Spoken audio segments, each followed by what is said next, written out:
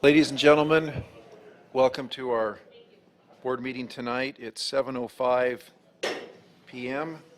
We are going to reconvene to public session. We will now have a report of our closed session action items.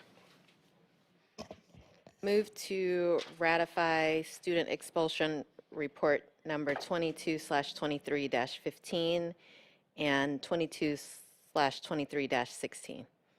Second. Motion by Dr. Moore, second by Mr. Messina, to approve the ratifications of student expulsion reports number 22/23-15 and -16. All in favor? Aye. And the chair says aye. We will reestablish the quorum. Debbie? Mr. Messina? Here. Dr. Moore? Present. Mrs. Storley is here. Mr. Webb is not here at the moment. Mr. Jensen? Present. And student board member. So we do have a quorum. Thank you, Debbie. We'll now have the Pledge of Allegiance. I've asked Virginia Ryan to lead us in the Pledge of Allegiance. If we would all stand, please. Thank you.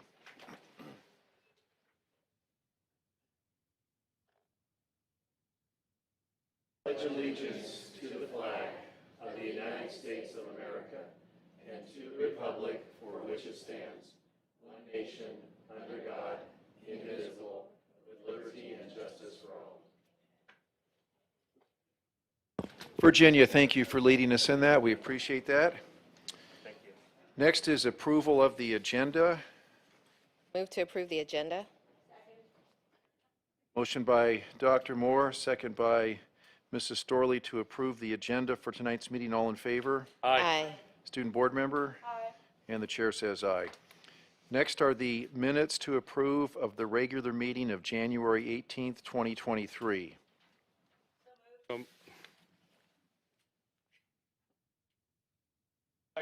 Motion by Mrs. Storley, second by Mr. Messina to approve the minutes of January 18th, 2023. All in favor? Abstain. Are you guys in favor of? Yes, I'm in favor. Yes. Dr. Moore abstains, and student board member? Aye. And the chair says aye. Did you get all that, Debbie? Yes. Okay. All right, we're going to move on now to recognitions. We have none, so we'll move on to communications. And first off is board member reports. Mr. Messina, we'll have you go first. Sure. Still in the spirit of Black History Month, I'd like to share a story that I know probably many haven't heard yet. Let me tell you about the abolitionist known as John Quincy Adams. I think it'll put into perspective and help some people understand why you don't win some things overnight. So just like freedom doesn't happen in a vacuum, it's not luck, it takes time. When John Quincy Adams' term as president ended, he went home and he ran for Congress for one reason and one reason only. He wanted to abolish slavery.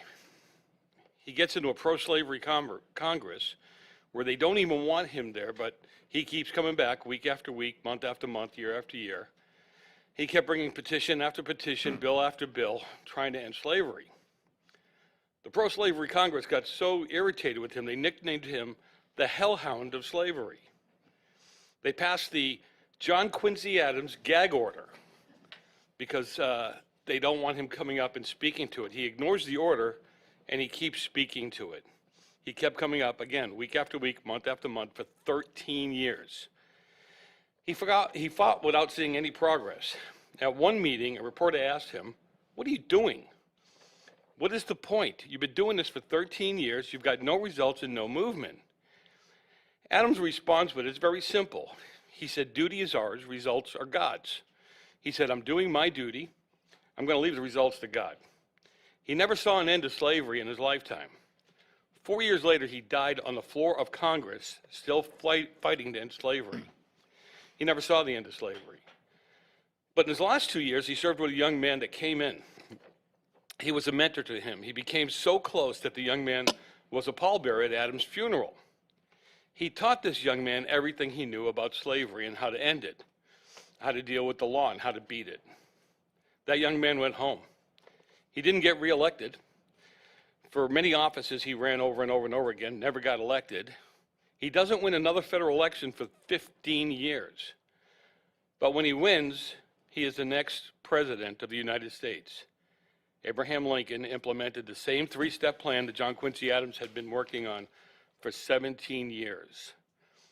So as Americans, I say you never give up. If you know what you're doing is right, you keep fighting. Thank you, Joe. Dr. Moore. Thank you, President Jensen. A few things.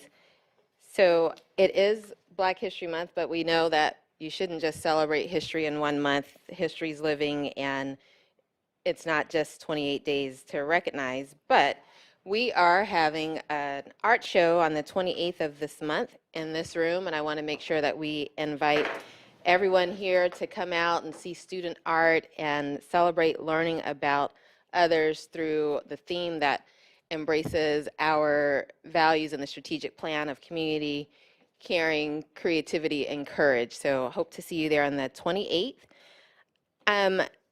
Bowman, I went to visit, I've been to a lot of schools in the last 2 weeks, and I was at Bowman on Monday and notified that they were again selected as a model school, and that is a huge recognition and celebration honor for them, although they have been a model school since 1999. So to have that continuous record means that they're doing some amazing things there.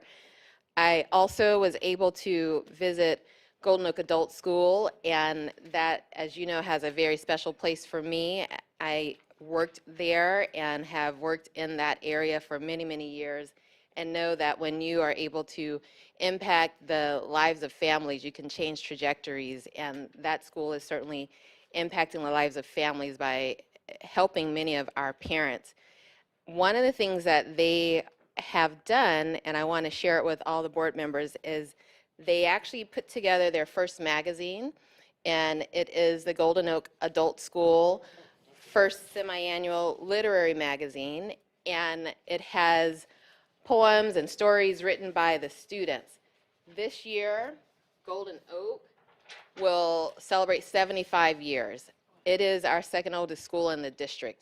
So people might not know everything that happens there, but know that amazing work has happened there. Amazing families have been changed through that school. I've seen high school students graduate the same year as some of their parents get their high school diploma, and it's just amazing there. So celebrate with us this year. Adult Ed Week is coming up next month, and I know we'll be doing some fantastic things there. And I also went to a number of other schools, and it's just wonderful to see the learning that's happening on our campuses. I spent time with Principal Holcomb, who will be here tonight sharing about Canyon High School. We had a wonderful visit and met your wonderful team who's here with you, and looking forward to the presentation on the GANAS program and all the great things there. It was really a wonderful, wonderful visit, so I thank you so much for that. Golden Valley, Saugus, Placerita, I love being able to be on the campus and talk with our students and staff, so it's been a wonderful few weeks. Last week while I was visiting, I made a special effort to check in with our counselors because it was National Counselor Appreciation Week, and to tell them thank you for the good work that they do directly. They make a difference every day too. Want to also remind you that on the 25th, we have the Many Families One Community event at Golden Valley High School. It will be from, I believe, 9 until 2:30 or so. There'll be a lot of resources for our families there. We are many families with many different needs and many backgrounds, but we're one community. This event shows that and brings us all together, so I hope to see you there as well. With Mr. Jensen and Mr. Webb, we had our budget study session last week on the 9th, and our budget is what allows us to really prioritize our values and make sure that we are doing things that we say we want to do by putting the money behind it. And if you want to know what that's about, that meeting was that opportunity. We publicized it, and it was televised, and there weren't enough people here to see the budget open and the books open. So we do this every year. I want to make sure that you know there's full transparency in our money and our funding, so you're part of it. It's your tax dollars. It's not our money, it's your money. So please be a part of that going forward. And then West Ranch High School basketball team. Woo, they're doing some amazing things. They won again last night. I went to the game Friday. I was there last night and just excited for their next game against Harvard Westlake on Friday. Stealing Bob's thunder. So that's all I have to share. Thank you, Dr. Moore. Mrs. Storley. Okay, so I'll just check 6 of mine. No, actually, this past 2 weeks, I've been to the doctors and home. So that's basically where I've been.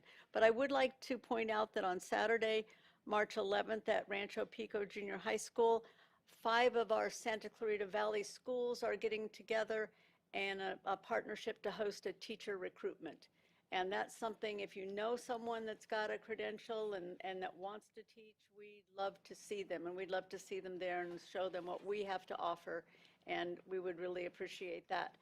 Besides that, I haven't been to a school in the last 2 weeks because I've been to the doctor. Thank you. Thank you, Mrs. Storley.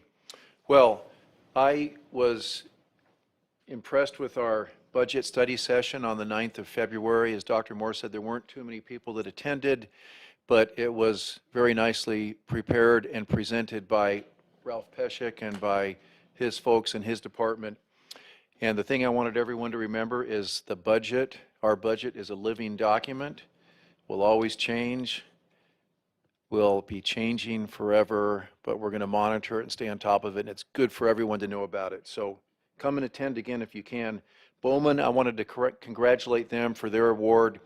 I've said it before, they are the model continuation school in the state of California, and this award that they've won emphasizes that, and they continue to maintain their status as the top model school of continuation education in the state of California, and they've done an outstanding job.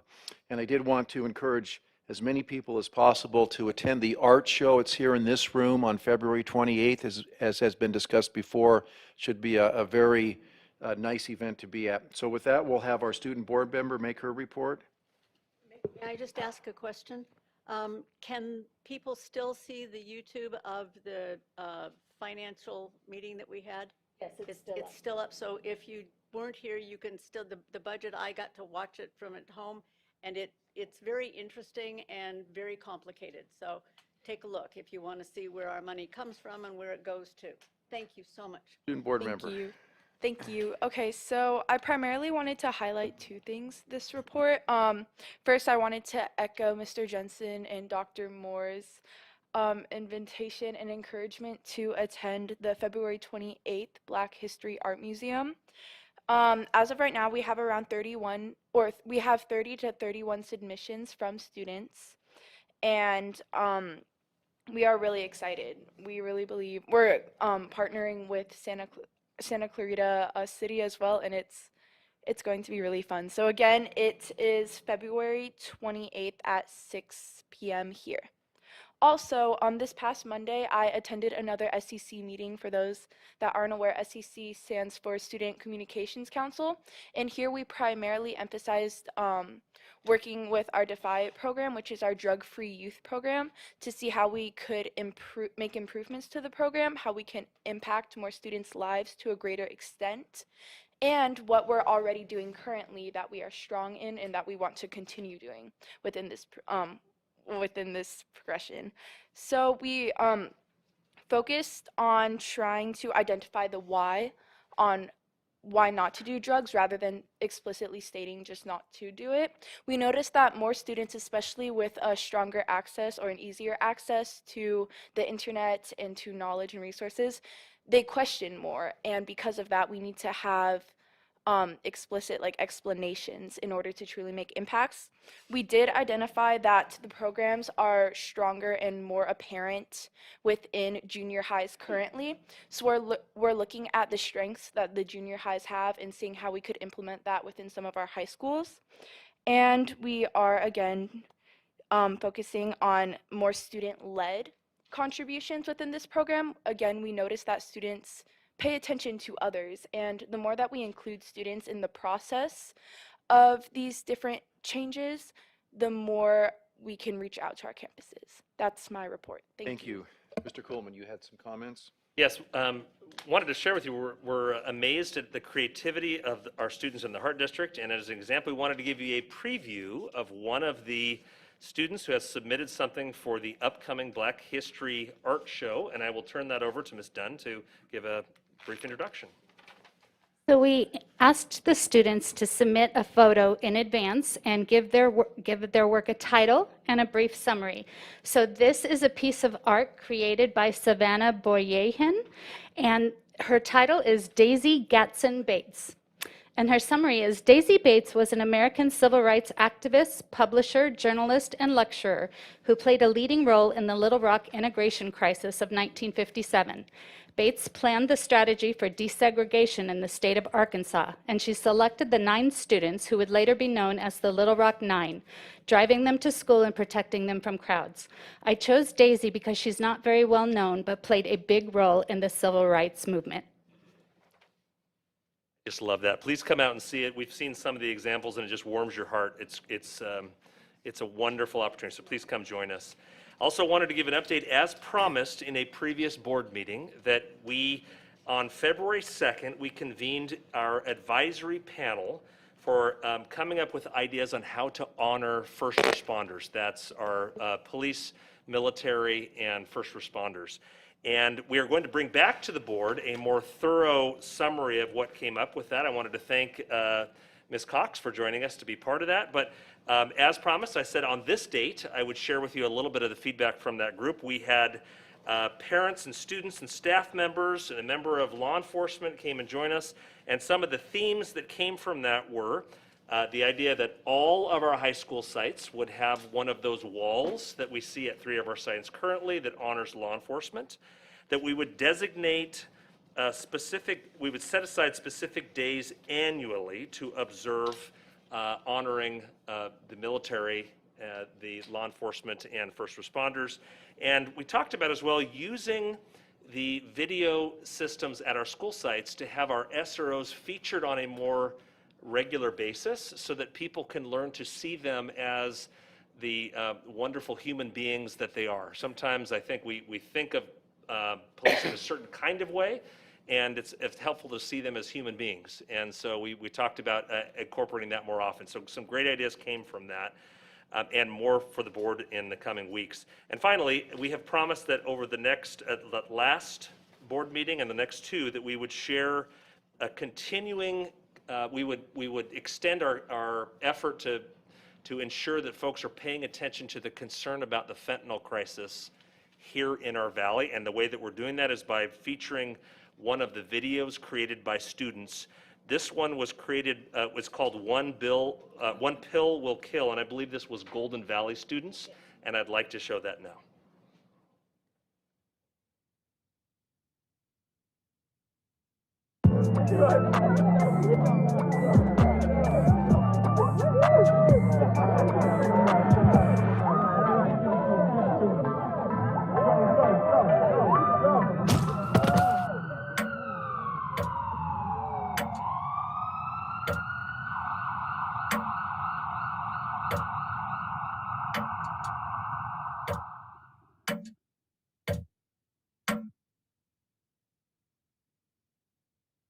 Okay, Mr. Coleman, thank you for your comments and information.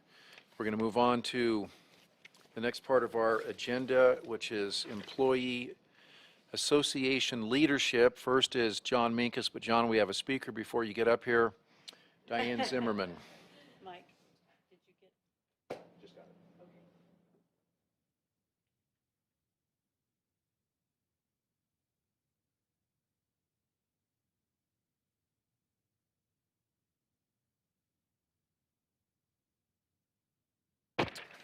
Yeah, you better start my time.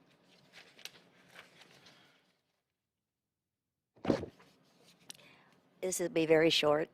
I just keep preaching about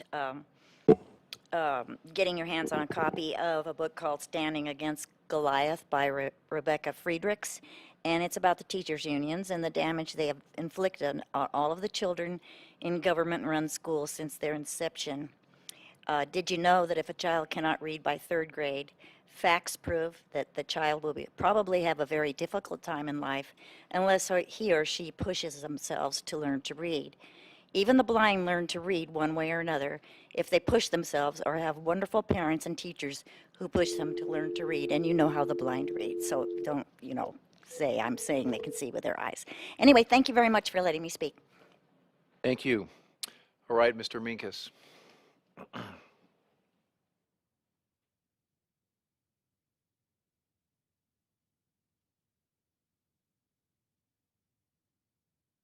Hey, good evening, school board, student board member, President Mr. Jensen, Superintendent Kuhlman, and staff. Thank you, as usual, for letting me speak with you tonight.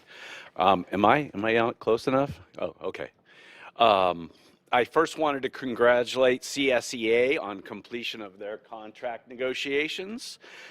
We couldn't do our jobs without you. We appreciate the collaboration between our associations.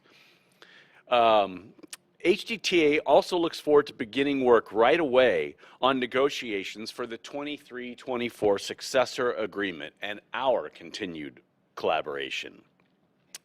Tonight, I would like to comment on one emphasis of the strategic plan addressed recently, and that is the concept of equitable, not to counter or supplant, but complement. Focus Area 3 of the plan is entitled Access and Equity and focuses on across-the-board student access. The idea of equitable is also addressed in Focus Area 1, setting a priority on equitable grading. When addressing this goal, it is of utmost importance that we do it without infringing on the creativity and independence spawned from our academic freedoms, and with a respect for the learned pedagogy and quality education provided by our Hart District teachers. By definition, equitable means fair and impartial. Impartial seems pretty simple, that it will apply to everyone. But fair is a tough one. Fair seems to imply a level of comparison. So in one sense, we want everyone to have the same treatment while recognizing the need for individual adjustment. Although the intent is understood, the difficulty here is evident. Sort of a, how can different be the same? In terms of equitable grading, as much as the intent will be the same, which is fairly qualifying student mastery, the course for teaching, learning, and grading will vary from individual to individual. Same standards, multiple means, equitable opportunity. When we look at other areas affected by equitability, we need to look at the specific objectives in Focus Area 3. We want to provide equity of access to a rigorous course of study. But do we do it at the expense of the breadth of our offerings, especially in the elective areas? We want to provide equity of access to a full range of opportunities. But do we do it at the expense of the exceptional educational experience of our own Hart District programs and classrooms? We want to provide equity of access to athletics and co-curriculars. But do we do it at the expense of a reliance on volunteers and the limited offering of small stipends? In order to achieve these goals, the district should not direct our classrooms, but should provide guidance and resources, support collaboration and cooperation, and engage in assessment and feedback for individual classrooms. Equitable manifests itself in many ways and places, but not as equal, that of being the same, identical, or indistinguishable. We cannot script a teacher playbook. Just as was reinforced in our recent professional development on co-teaching and universal design for learning, we understand what works for one may not for another. We as teachers must predict, react, and adapt to the individual in providing access and equity. We are all individuals. We all have individual needs, but we all are one heart. Thank you. Thank you, John. Next up is President Janice Dennington from California School Employees Association. Janice, welcome tonight. Mr. Jensen, can we just say that Mr. Webb has joined us by teleconference for tonight's Sure. meeting? Welcome, James. Glad you're here. Thank you. Thank you, Mr. Jensen. Sorry I was a little late. No problem. Good evening, President Jensen, board members, Superintendent Coleman, cabinet, and guests. Let's take a moment to reflect on the Super Bowl. It was the Eagles and the Chiefs. Fourth quarter, 35-35, 2 minutes left. I was rooting for the Eagles, oh well. But in all that excitement, I took a step back. I began to consider the collective conscientiousness of a team, the hours of preparation that led to that moment that must be invested, not in one person, but a vision for all. The whole team striving towards greatness and one common goal. To me, that was a nod to our negotiating teams working together. Or in the words of Vince Lombardi, individual commitment to a group effort, that's what makes a team work. A company work, society work, a civilization work. Tonight, I'm pleased to announce CSEA and the district have signed a tentative agreement for the 22-23 school year. The collaboration, cooperation, and teamwork of all parties involved has proved to be a testament to our desire to retain and attract quality candidates to serve our most precious gifts, our students and community. CSEA is now looking forward to board approval. Thank you. Thank you, Janice. Love the sports analogy. Very nice. Well done. And thank you for the candy. Thank you. Okay, we're going to move on to school site report, Canyon High School. We do have 2 speaker cards, so we'll take the 2 speakers first, and then we'll have the presentation by Principal Shelley Holcomb. So first is Chris Jackson. After Chris is Victoria Robinson.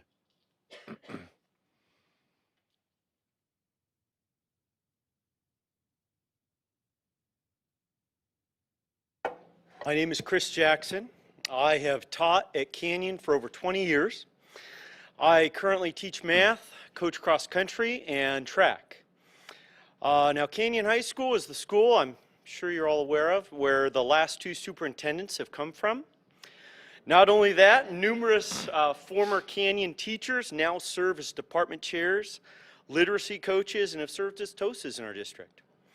Our school produces leaders who care about students and who contribute to making meaningful impact on student lives and student learning. In terms of wellness, Canyon was one of the first schools to hire a wellness coordinator. And in fact, our wellness coordinator, Sarah Gilberts, is now in charge of the district wellness coordinators. And I think she's the only certificated member who is on the district organizational chart. So she continues to contribute to our entire district and the wellness of all students. During the COVID shutdown and ever since, our staff has worked to engage students, build connections, support their mental health, emotional wellness, and address academic needs and interventions while still teaching academic standards. Our school is not unique in this, but I have personally observed and participated in these efforts to help our students. And I am proud to work at Canyon among such exceptional colleagues, and I hope that you remember all that we do to support our students as you lead our district. Thank you. Thank you, Chris.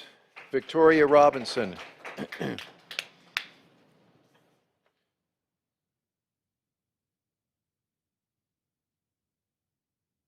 Good evening.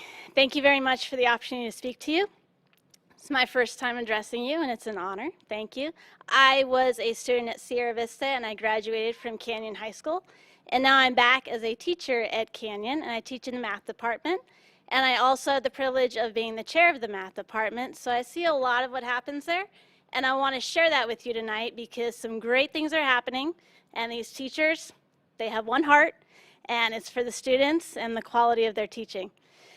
Each teacher, they're devoted to capturing kids' hearts. They want to know their students. They want to get to know them. That helps build that relationship so the students want to learn. and that's what we're shooting for. We want to get to know the students outside of school, in school, what's troubling them, how can we help them learn better.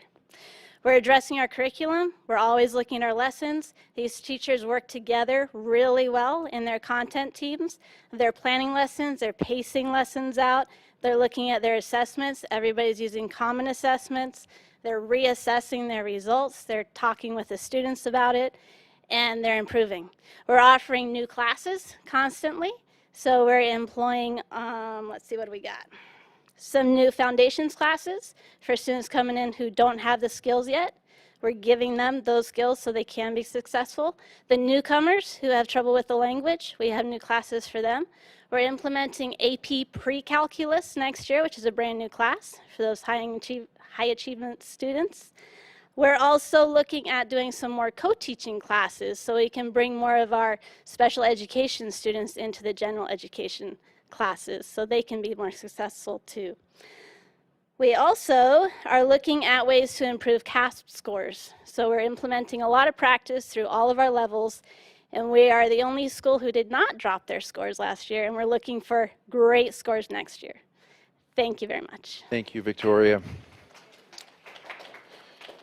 Okay, well, Shelley Holcomb is the principal who's here to make a presentation. I did want to say as she's approaching the dais that the Canyon girls varsity basketball team is playing tonight as we speak in the CIF 2AA quarterfinals against LaSalle High School. Canyon has a great team this year. I've been to more than one of their games, and they are outstanding, and we wish them the best of luck tonight. You want me to announce the score? No. Okay. No, you're making me nervous. We're going to be fine. We're going to be fine. We're down a little bit. We're going to be fine. I've got it. Can you see? Well, it's a great night to be the principal of Canyon High School. Thank you very much to spread that additional information. Thank you, math team, for showing up. I'd also like to thank you all for the opportunity to be here this evening and to tell you about one group that we are housing under our umbrella of wellness and safety, known as GONUS. This is a brand new program for us here at Canyon High School this year. I've brought some members, some of our founding cowboys of the group. Gentlemen, please stand up and introduce yourselves.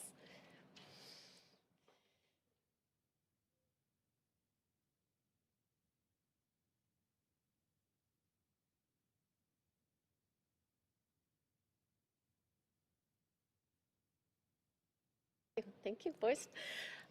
We also will be introducing two brand new counselors that are overseeing this program this year. Mr. Zuniga and Ms. Gonzalez, and they will have the opportunity to tell you all about our program. Go Cowboys. Thank you, Ms. Holcomb. Thank you, board members. It's very exciting to be here. First time being at a board meeting, so this is awesome.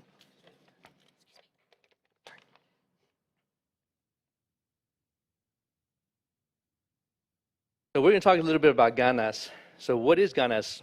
Who are we? As a child, I would hear from my parents, métele ganas, échale ganas, put forth the effort. What does that mean? And I would hear from my parents, but I was like, are they going to show me how to do that? They would say go for it, but they really didn't teach me the how. So that's one thing we want to do with our group of young men. How to do that, how to be a student, how to be a good student, how to study, class behavior, expectations. That's part of our group. That's what we want to teach these young men. So why is there a need? There's a need at Canyon because after analyzing some data, we found that an achievement gap with our 10th grade young Latino males. Primarily due to low grades, poor attendance, lack of motivation, possible discipline issues, and little to no school involvement. So our goal is to close this achievement gap. How, you may ask? With the kids, we started by building relationships, meeting with them, building trust, being mentors to the young men and positive role models. We wanted to help the students make a connection to Canyon, get involved, and already they're doing it, maybe without even knowing it, by being part of our group. We provide additional support for the kids, academic support, motivational skills, teaching them study skills, some life lessons, such as how to tie a tie, some test-taking skills. We go over graduation and college requirements. We're helping them set some career goals. What's out there for you guys? I was just talking to an audience member before the meeting, and we were talking about welding. Like, go for it. That's available to you. They have it at COC. We provide food and snacks and showing them, look, we believe in you guys. You can do this. They could succeed. We're also providing additional support from what they are already receiving at home.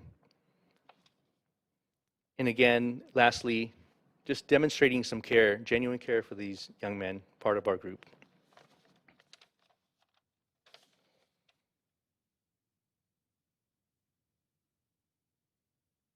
The selection process, how were these students selected? So looking into the data, again, we discovered that students had area of need, primarily with some grades, attendance, and they were also selected based on teacher or staff recommendation. Now I'll pass it over to my colleague, Ms. Gonzalez. Thank you, Mr. Zuniga. So the guidance program is helping us meet some the LCAP goals, the school-wide goals, and also the district's strategic 5-year plan goals. Specifically, guidance is helping develop practices that encourage productive relationships and inspire positive behavior patterns. We are also creating systems of support to impact student attendance, behavior, and social and emotional well-being. And lastly, we are targeting open access to available opportunities and programs for underrepresented students. In this case, our Latino 10th grade boys. Our Ghana students have been involved in many activities this year at Canyon. We have some highlighted on the slide in front of you. Besides attending our weekly meetings, students have participated in the Wellness Forum and with Straining Reins. Both of these programs focus on team building, setting personal goals, and bringing awareness to mental health. We are also excited to be collaborating with our Wellness Center to have our students participate in the Bro Code Male Empowerment Workshop, which is happening this spring. We would like for you to hear from some of our Ghana students about their experience in the program. We have a short video to watch about what our students are experiencing.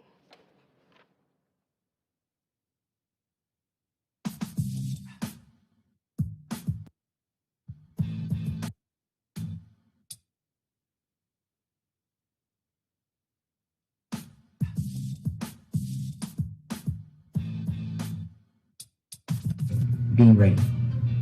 He's socially, emotionally, physically, mentally. They help me with like schoolwork and everything. They help me to get like my grades up. They're very supportive and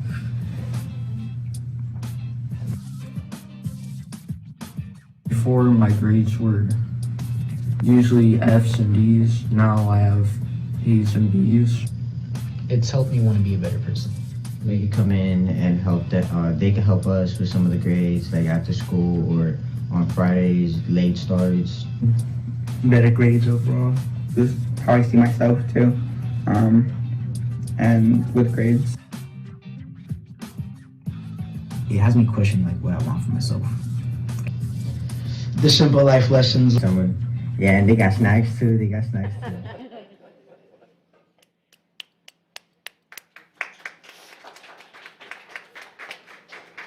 We did have a guest speaker who was going to speak today, Angel Alonso, but he got called into work last minute, so he wasn't able to be here. But hopefully you'll hear from some of our other students later in the presentation.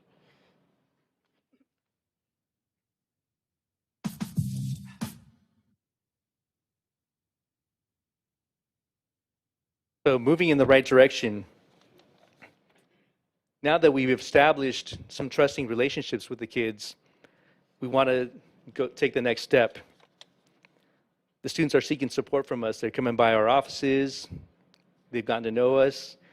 They're even going by and talking to Ms. Holcomb. They're focusing on their grades more. They're talking about Canyon. They're talking about involvement. We have them writing in journals, probably something they wouldn't have done first semester when they first got to know us.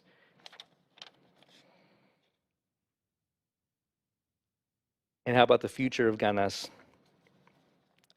We want to continue towards our goals, closing that achievement gap, and further connection to Canyon High School.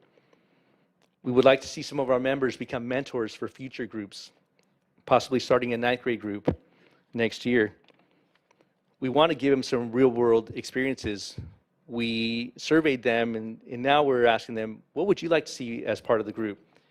They want some field trips. They want some speakers. They want some more outdoor activities. They like the outdoors. And then possible long-term goals, expansion. Be great to see Ganas grow and have a group in other schools. Ladies and gentlemen, board members, this concludes our presentation. Thank you for allowing us the opportunity to be here. It's been great. And if you have any questions, we're here for that. Thank you very much. Board members, questions, Linda? Sure. As a teacher at Canyon for 30 years, little gold and green here. Congratulations, guys. I think and one of you said it, just being part of the group, just that first step makes the whole rest of it seem to work. I'm so proud of you for doing this and wanting to do better. And I know that Canyon is an amazing place to be. Your principal and everyone that works with you, we all wish you such success with this. And you will look back 10 years from now, wherever you do, whatever you want going to do, and you will know that this program, being accepted and being part of it, is going to make your future so much better. So congratulations for taking the first step. Other questions? You're a little biased there. I am a little biased, just a little. Go ahead, you go first. Thank you very, very much.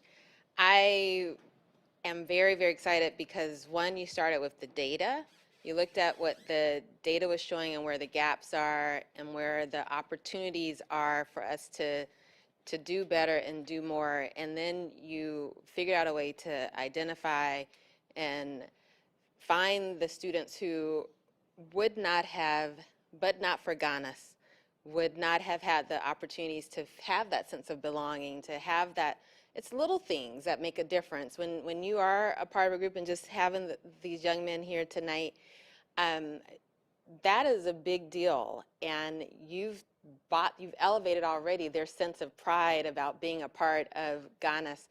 When you hear people say, "Échale ganas," or, con ganas, it makes, it's like that push, that little extra push. So I love the name too of the group, and I look forward to your growth. I think it is something that, as we continue looking at the data of our students who need just a little more Ganas to help get them across the line, that we'll find that your model is something that we all will benefit from in other schools. So I thank you for putting forth that first, so that we can all learn from what you're seeing. The video showed that they're feeling better about themselves, grades going up, and just many more opportunities. And the teaching how to tie a tie, little things we take for granted, makes a big difference. Joe? Yeah, can we bring the students up? You guys ready? Yes, one of our students would like to say something. Okay. There is one more thing about the group. Like, they never give up on us students. Like, when they see us like upset or down or having our grades like low, like they come up to us and like call us into class. They ask us like, what's wrong, like what's going on. They never give up on us. They're always like on us to help us. They'll tell us like, hey, like if you need help, come on Friday night, not Friday nights, Friday mornings around, let's say 7:40 or 8, at least 8. Some students will come in, get help, or after schools. They never give up on us. They always help us, and we're willing to they're willing to help us with us for everything that we need help with. Yeah. Very nice. Thank you. Very nice. Can we have all 3 students come up? You guys ready to speak? Just what they wanted. You have a question, Joe? For First of all, I appreciate you coming up, and I appreciate you being here. I always love to hear from the students. I noticed here that you say you have it shows that you have an adult there that you can trust, and that's a good thing to have. You guys feel that way? Did you have an adult there on campus that you can trust and go to with some of your issues? Usually no, at least not until I was in Ghana's. I can barely hear that. Can you? Normally, like, I wouldn't like really have an adult on campus that like I would trust to go with like issues or when it comes to school. But like when I joined Ghana's, like all of a sudden like I actually have someone I could talk to. How do you guys feel the program's helping you with your involvement? Is it because you know you can go there and get information you need and the help you need, or? Personally, for me, it's helped me a lot. Like my grades are a lot better, and like being involved in like a whole bunch of other stuff, like activities, like even like sometimes it would be like we like go with some farm animals and get involved with that. It would be it's really involving. It's nice. Okay. Oh, also I'd like to say one thing. I like to think of this like I wouldn't like call it more of a group, but like as like a community. Nice. Nice. Nice. Very good. Thank you. Thank you. Nice. Student board member, did you have a comment? Oh, I think somebody just snuck away from the microphone. I see. I don't have a question, but I do have a comment. I think this program is amazing and beautiful. I keep on coming back to the highlights, which is slide 7, and I'm seeing how you guys are not focusing only on the academic success of students, but also the emotional well-being and like teaching them lessons that pertain to real life.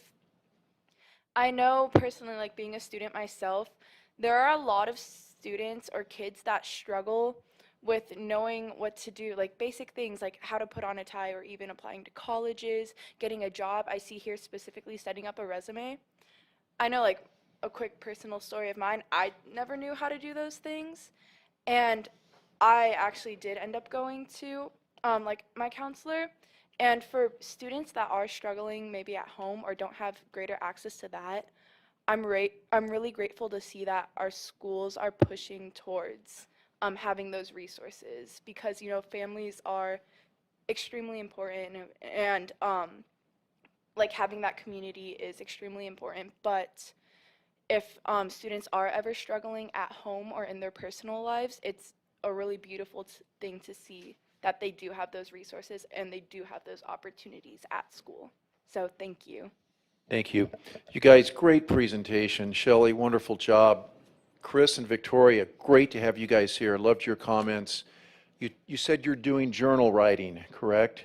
I think that's...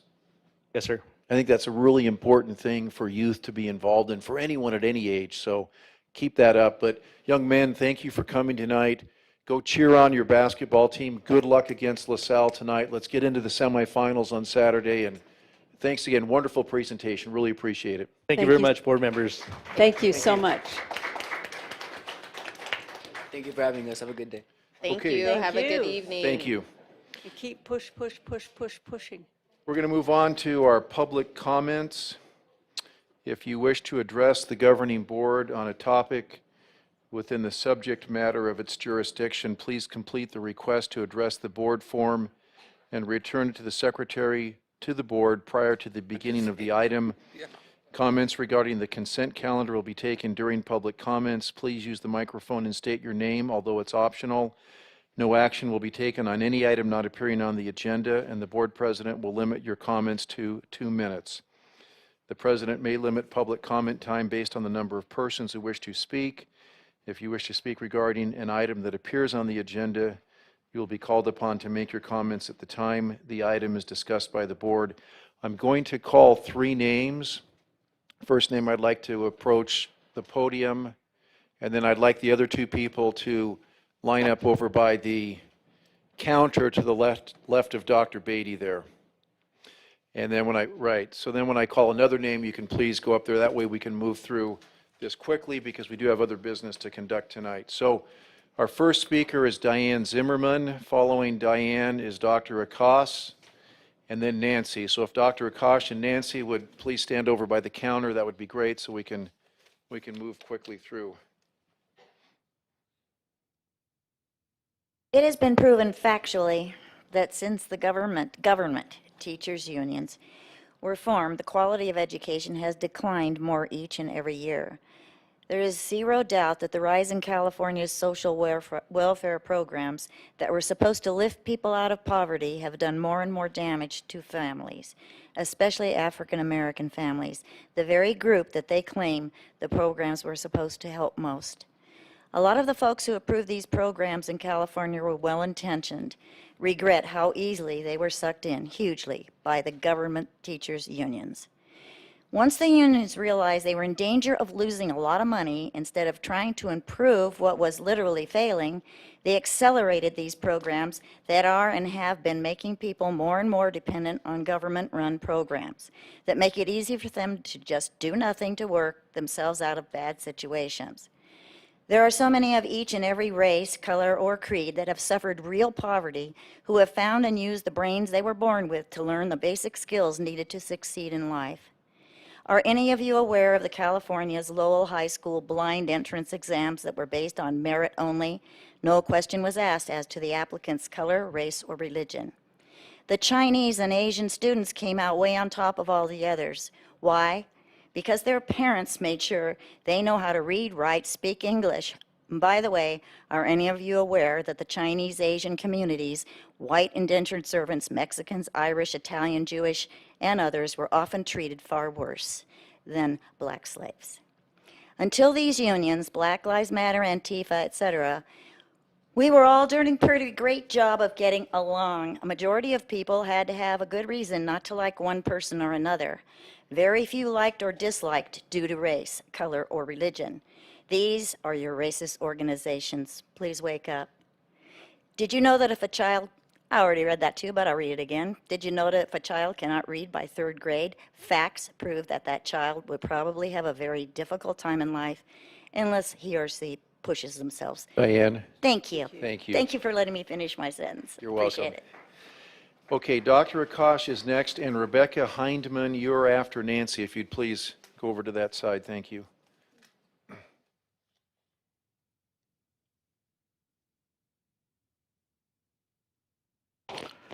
Good evening, board members and community members.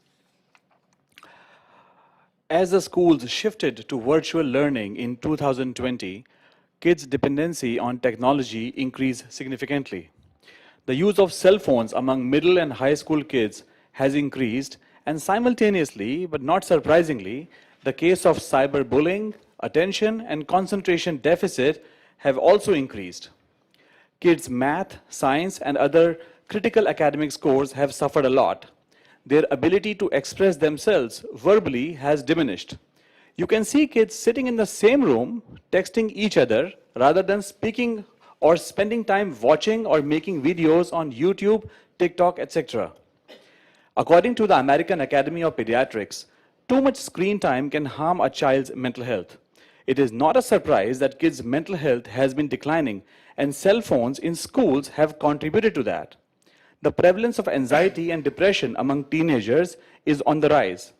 A recent extensive study found 96% of the high schools and middle schools surveyed in US had some kind of cell phone policy, with 78% prohibiting cell phone use during class time. The study also found that 99% of the teachers support restrictions on cell phone use. I know for sure that all the board members here and community members here want our kids to be happy, and be mentally and physically healthy. Let us join hands to help our kids achieve their goals and remove distractions and other problems caused by cell phones. Please do some research. Think about this carefully, and if you agree, stand with me so we can change this. Thank you so much. My name is Dr. Akash Ahuja, and I'm a board-certified psychiatrist. Thank you, guys. Thank you. Thank you. Next up is Nancy and Glenda. Glenda, you'll be after Rebecca Hindman, so if you'd please stand over there, thank you. Good evening, President Jensen, board members, and staff. Mr. Coleman, I'd like to thank you and the board members and law enforcement for your quick handling of the precautionary lockdown today at West Ranch. Hart District has always put our children's safety first, and your diligent work is much appreciated. Mr. Messina, I remember when you were president and you organized the 2022 summer webinar, School Violence Prevention, and we were given the report, Enhancing Plans and Procedures for the Prevention of Targeted Campus Violence. We were able to meet security consultant Mr. Patrick Prince and law enforcement. Because of your commitment to our children, you allowed us, parents, to be involved with this important process, to give feedback with the Safe School discussion. Thank you for always governing in a professional and dignified manner. You always treat everyone with respect and civility. Thank you. God bless our children and God bless America. Thank you, Nancy. Next is Rebecca Heinman, and then Lydia McLaughlin. If you would please come up, you're after Glenda.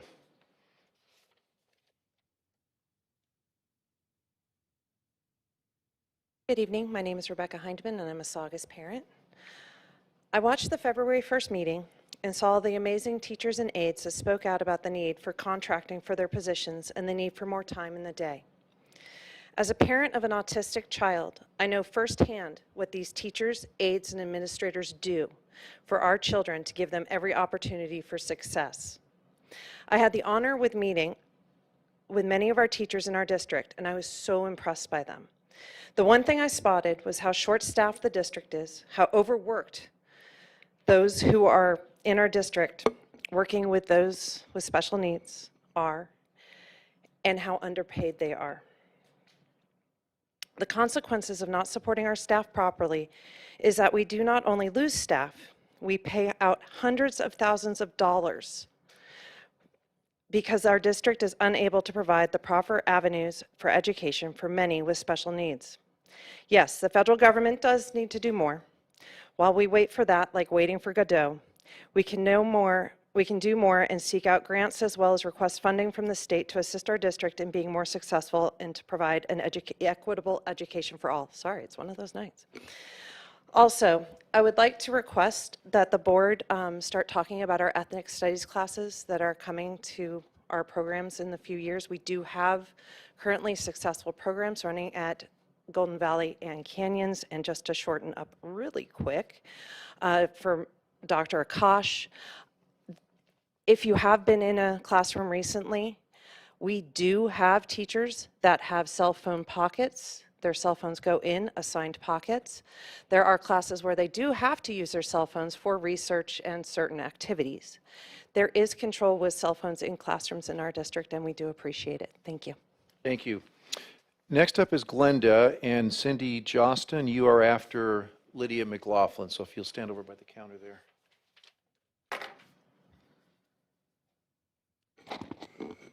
I'm going to talk unions, but before I talk about unions, I want to talk to you, Ms. Moore. This is not a speech against you. I have questions for you. After your swearing in, you had the audacity to walk up to Diane and myself with a smirk, stating this was a grassroots effort. Do you know what that meaning is of these words? Let's explain your grassroots efforts. The teachers' union is your grassroots efforts. Members who are giving their fees are your grassroots members. Members are then they're coming out and they're campaigning for you, okay? Negotiations are started between a few people in the district. A lot of you are not aware of the fact that the unions already put out what the contract was going to be.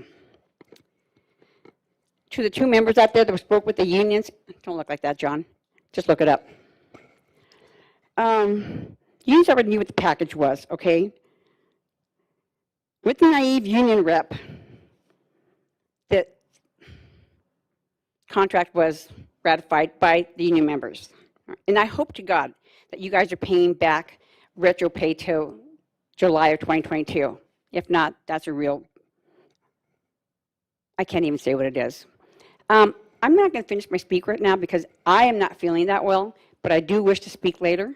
Thank you. Thank you. Next up is Lydia McLaughlin and Virginia Ryan. If you would please come up, you will be after Cindy. Good evening. I want to recognize that some parts of myself as a woman of African American and Ashkenazi Jewish descent in the month we celebrate Black History. I call upon the unbreakable spirit of Sojourner Truth to stand beside me. She was born into slavery. She was an evangelist, abolitionist, women's rights activist, and author who escaped freedom in 1826. After gaining her freedom, she spoke her truth as I will tonight. I'm here to speak up for safeguarding our children being indoctrinated into gender identity ideology. I will give a voice to the parents in this community that feel alone and afraid, whose child has just announced their new trans identity. I want to address AB 1266 and the harm it's doing to the children and the parents that love them. All the policies in AB 1266 leave parents like myself feeling betrayed and excluded from the conversation and what is best for our children. I want to work together as a community to change policy. I'm asking you to be curious and critically think. If you're not scared about the gender identity juggernaut that was set in motion 10 years ago in our schools, you should be, if you truly care for kids. I clearly see the people that voted for AB 1266 into law were playing the long game, foreshadowing the day that the lie that trans kids would exist and people buying into synthetically altering their children's body for profit. For this, parents needed to be excluded out of the equation. Each child is worth $1.5 million to the medical industrial complex. Kids caught in the gender trap can't see around the corner like us adults. The school district warns them about the dangers of fentanyl, and then they willingly support secret social transition, the gateway for future experimental medical treatment. Excluding the family in decisions is reckless. Schools are participating in medicine on children without a medical license and causing social and psychological harm. The tide is turning. It's time to do the right thing. Let's work together for our kids. Thank you. Next is Cindy Jostin, and after Virginia Ryan is Betsy Schubert. So Betsy, if you'd please come over to this side. Cindy? Mr. Coleman, thank you very much for your quick response to the West Ranch incident. And thank you, President Jensen and Mr. Messina, for always having the backs of every student and parent. Mr. Messina, it came to my attention that you too have a doctorate credit, and I thank you for being humble enough not to demand it being addressed when they call your name. This shows true character. In recent meetings, I spoke on the corrupt teachers union who claim that they are about and they care about the students. This is false. Most of their money goes to the Democratic politicians and their far left ideologies, which are destroying our youth. From lockdowns to mandatory vax, pushing abortion, pushing transgender, allowing students to be castrated or mutilated without parents' knowledge, pushing hate and division in schools because of the color of their skin or beliefs. They try to take God out of the schools, but they do support satanic clubs. What part of this is in the best interest of the students? These far left ideologies are not only against our Constitution, but against the Word of God, and has no business in our schools. Every school board has a member who supports these radical ideologies. I will continue to use this platform to hold those accountable for parents that can't. The Bible warns us of such people, Matthew 7. Beware of false prophets, which come to you in sheep's clothing, but inwardly are raving wolves. They are hard to recognize as they preach as if they have good intentions, but are hypocrites who appear better than they are. You all here say that you are here for the students, and maybe you are, but prove it by stop teaching division, hate, and pronouns, and get back to real education. And let's get one thing straight. Parents are not the domestic terrorists, but the radical left and their ideologies are. Thank you. Thank you. Next is Virginia Ryan, and then after Betsy Schubert is Matt Funicello. Matt, if you'll come up to the counter here. Good evening. I want to discuss the lockdown at West Ranch today. Currently, there is no cohesive documented plan for ingress, egress for Valencia Boulevard in case of evacuation or hard lockdown. Should we blame the county? Exclusively, no. But for the district to sit back knowing that there's a problem and not take the initiative to partner and work with the county to fix this is horrible. There needs to be a standing plan for traffic control, ingress, egress, whether it be for evacuations or lockdowns. You cannot stop people from flooding the area, and if intersections are not controlled as quickly as possible, evacuating kids or getting first responders into the area are both nearly impossible. There are raised medians with trees planted on them, and emergency vehicles would have tremendous difficulty trying to drive over them when traffic going up the hill gets bottlenecked. The problem with Stevenson Ranch is its unincorporated LA County and local government representation is almost non-existent. The district needs to demand that there is a collaborative effort with all three schools, what the lockdown and evacuation procedures are, who to call, and local law enforcement to start their portion of the plan, and how staff is trained and all of that. I found out that Rancho Pico was not also put in lockdown today, and I think that it's a bad idea if there's a hard lockdown enacted for a school across the street for a potential weapon, that they aren't alerted and locked down as well. But ultimately, the district needs to demand that Barger and local law enforcement put a plan in place that can be activated at any time and facilitates emergency response and parent guardian pickup for reunions.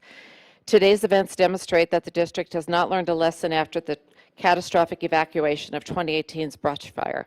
Valencia Boulevard was gridlocked, emergency vehicles could not access the schools, children were placed in buses and transported to COC. Parents had no idea where their kids were, and zero communication went out during the midst of this madness. I'm strongly requesting that this be addressed immediately and it be placed on the agenda for the next meeting. And all parents in the district need to be made aware of plans in place for such evacuation and/or lockdown at each school. This cannot wait and needs to be addressed immediately. Thank you. Thank you.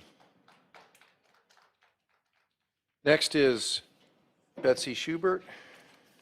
Hi, everybody. It's actually really nice to see you. It's been a while. I am actually here tonight to ask for help. I am here to respectfully request that the Hart District issue a formal resolution opposing State Assembly Bill 659. AB 659 seeks to add the HPV vaccine to the required childhood immunization schedule for in-person instruction for grades 8 through 12. It's called the Cancer Prevention Act, but if you actually read the bill, you will notice that the word cancer does not appear anywhere in the text. Conversely, the word immunization in various forms appears over 30 times. This is not a cancer prevention bill. It is a vaccine bill, and it serves no purpose except to line the pockets of the pharmaceutical companies and the politicians who serve them.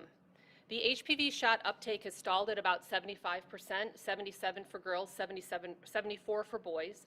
The cancers HPV manufacturers claim to prevent are cervical, penile, anal, as well as oral and throat cancers.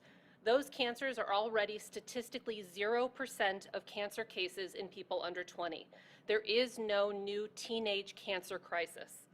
Parents who have declined the HPV shot for their children have had 17 years to observe, research, and discuss this with our pediatricians.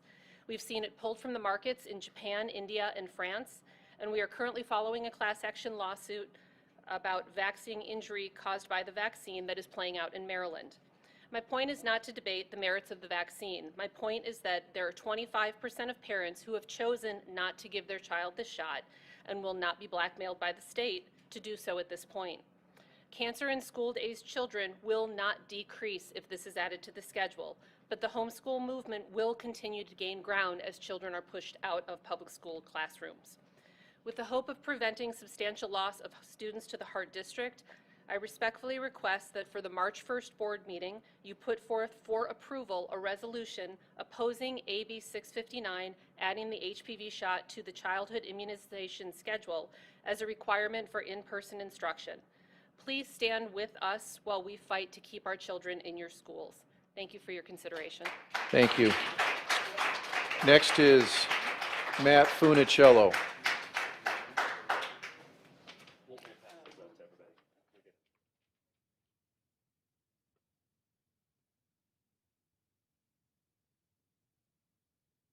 Good evening, ladies and gentlemen. My name is Matt Funicello. I'm a Saugus parent. I just want to touch on comments made by a member of the audience before about special education.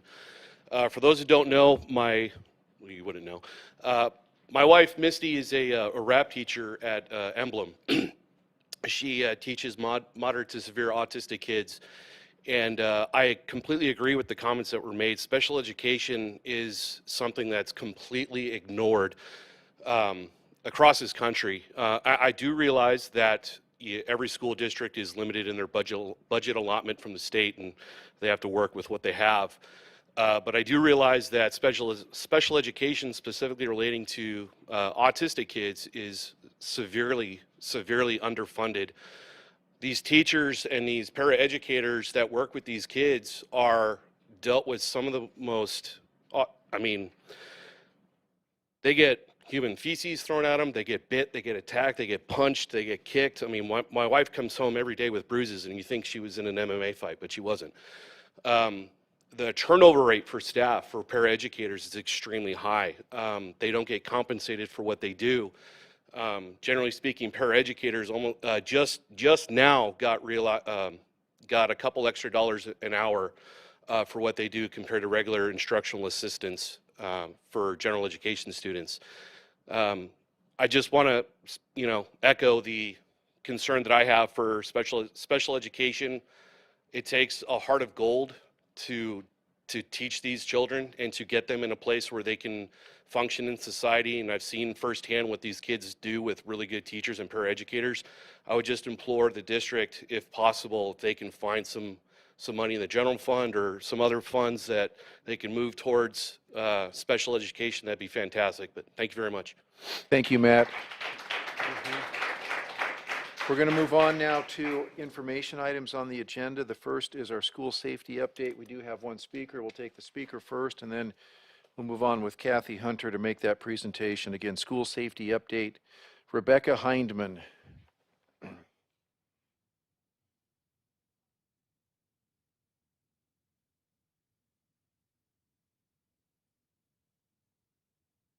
That work? You want to do them Yeah, just do them right now. in 2 minutes? Yeah, that way. Kathy Combined, doesn't have to- combined for 2 minutes. Okay, yep. Okay. Get a little organized here. Hi, my name is Rebecca Hindman, and I'm a Saugus parent. In regards to the school safety update, I have heard many people come up here sounding shocked and worried about drug use and safety in our schools, like it is something new. These are the same issues from when I was in high school over 30 years ago. We just have updated drugs to be aware of, plus the addition of our children being in the school shooting era. Just today, we had a lockdown at West Ranch, and students were scared. Rumors of a gun spread quickly, and currently, when I wrote this, currently it does not seem to be a valid story. I wanted to thank Mr. Coleman for his prompt and efficient response today. As a Saugus parent, our lives have changed drastically since November 14th of 2019. Today alone, we as a family had to deal with 2 events that rattled our child's PTSD. I appreciate all that our district has done with information on Narcan, Be Smart, Safe Gun Storage, education on the website, a website that is updated and full of amazing information for those that are curious. I am pleased that the concerns of renaming Text-to-Tip and the Caroline is being reviewed. In all of the amazing updates, I do request that the new training for the APs and staff, that we make sure that sexual harassment and assault are taken more seriously and not gaslit, as well as taking bullying concerns a little more seriously. I'm going to skip a part here.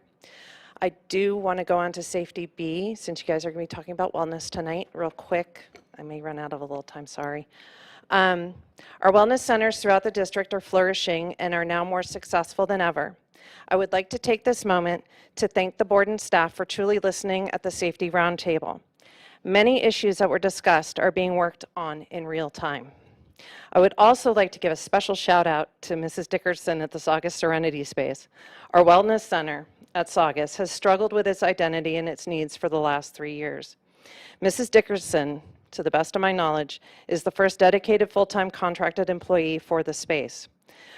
Each month, she sends an email and a recorded message to us parents, letting us know what is going on in the Serenity Space, including activities and goals. They are wonderful projects, and they are helping our students daily on a daily basis. Thank you, Mrs. Dickerson, for all you do. Thank you, Rebecca. Okay, we are going to have Kathy Hunter introduce and talk about school safety update.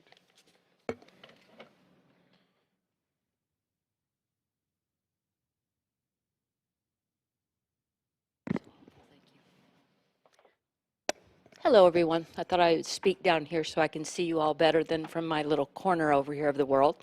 I appreciate all of the audience comments this evening that specifically actually promote a lot of what I'll be speaking about to do with safety and wellness. So I want you to know that the two presentations I'm doing are actually combined. So some questions you may have from this first part on safety may be answered during the second part, but I'm happy to answer questions as we move along. So this is our annual school safety update. And I believe it was Nancy who spoke earlier about Patrick Prince, who is the consultant that our board brought into our district, actually back in 2012, I think was the first time, which is right after the Sandy Hook shooting. And we brought in Mr. Prince and Associates because he had 30 years worth of experience as a consultant working specifically with threat management in workplace and school violence. He had been involved in almost all of the headline cases that we're all aware of, extensive experience, and he came into our district then, worked with us on doing our very first district threat assessment team, school threat assessment teams, went out to all of our schools and actually did a full review of all of our surveillance cameras, where we were missing cameras, where were the better places to have them.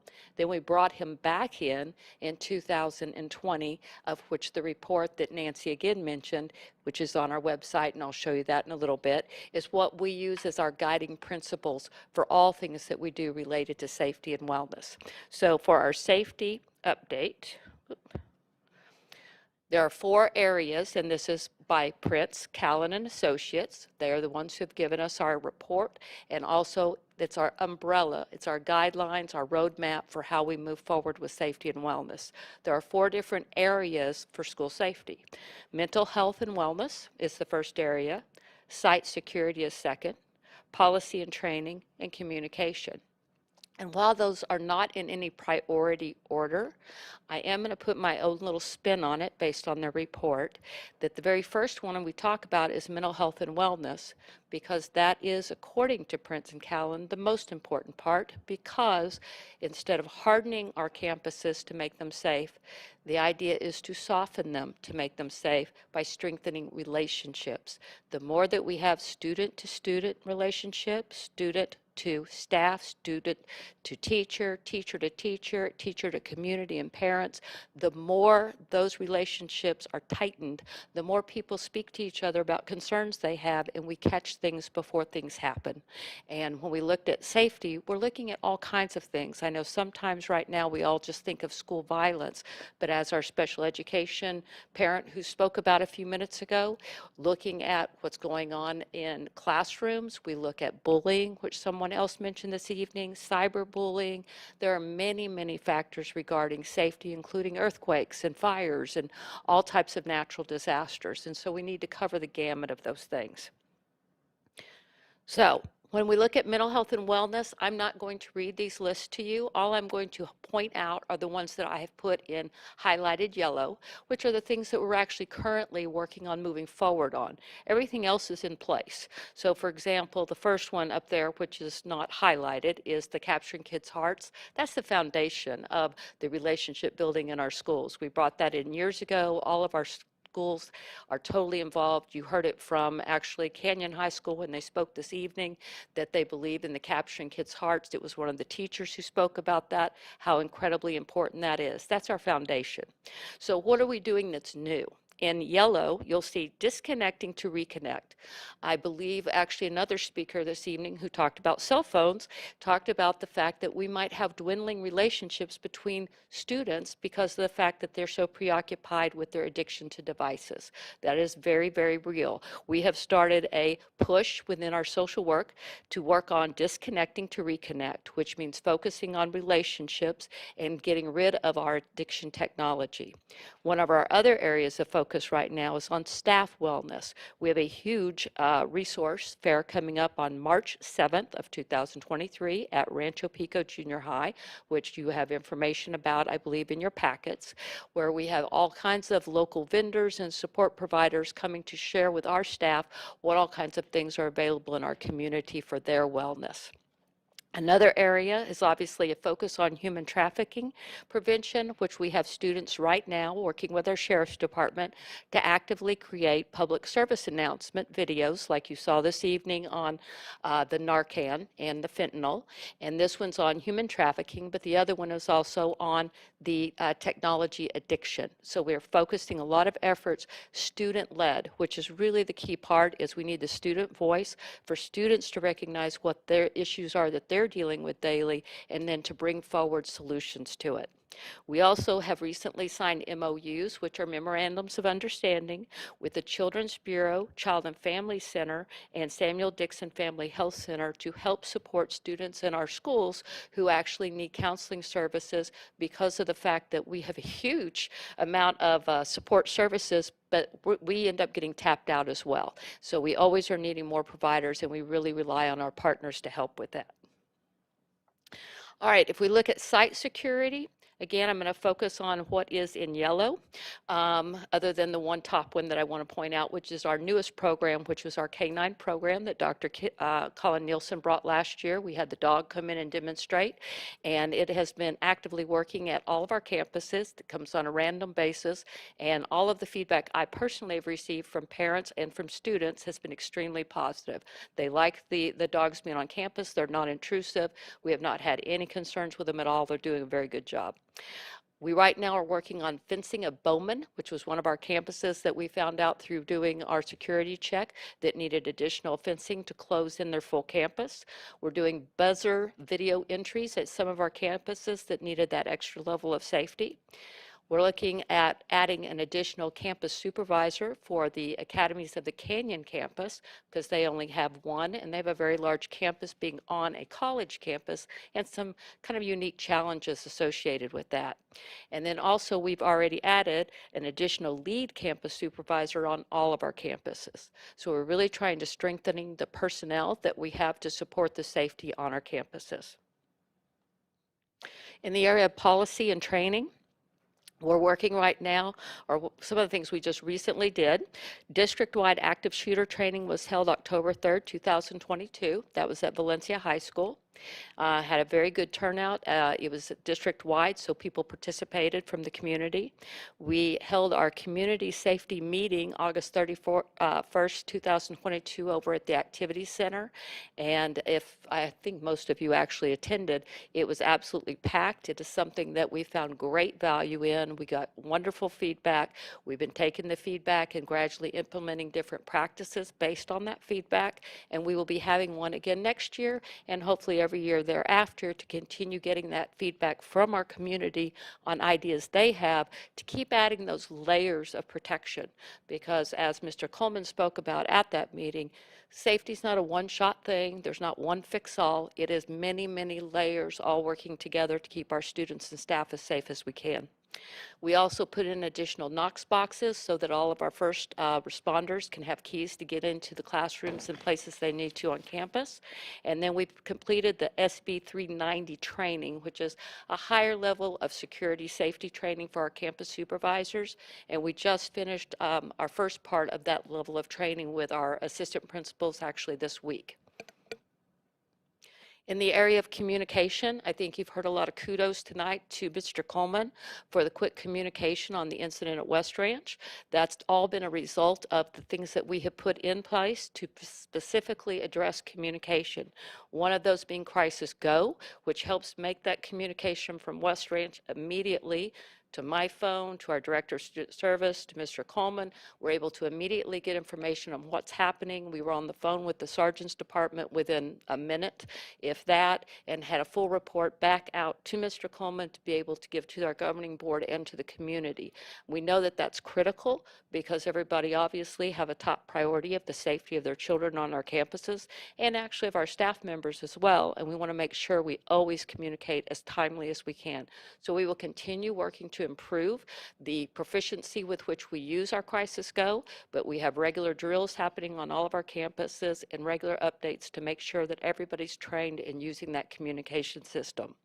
We also are looking at alternative communications for Castaic, because for those of you who know, Castaic has cell tower problems, and they don't get good cell service. We've looked at multiple things, meeting with different organizations on how to do egress and ingress and basically evacuate if we need to, but mostly how to communicate during any kind of an emergency. So we'll keep you updated as we make progress on that. We also, thanks to a lot of work done by Debbie Dunn, who's taken over our communications, we have a fully updated website where we have our fentanyl prevention awareness, we have wellness resources, safety, but all of our websites have now been customized to where they all look exactly the same, so it doesn't matter if I'm signing on to Arroyo Seco or I'm signing on to Golden Valley. It's going to have the same format in the same way, so I can quickly find what I need to look for, and we're hoping the community has found that as being helpful in our communication as well.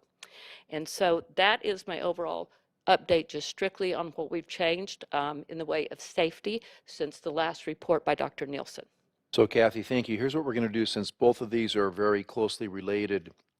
We do have two speakers on safety and wellness for the strategic plan update. I'm going to go to those two right now, and then we'll have you come back for the strategic plan update, and then we'll field all the board questions and comments after that. So first speaker is Diane Zimmerman, and second is Glenda.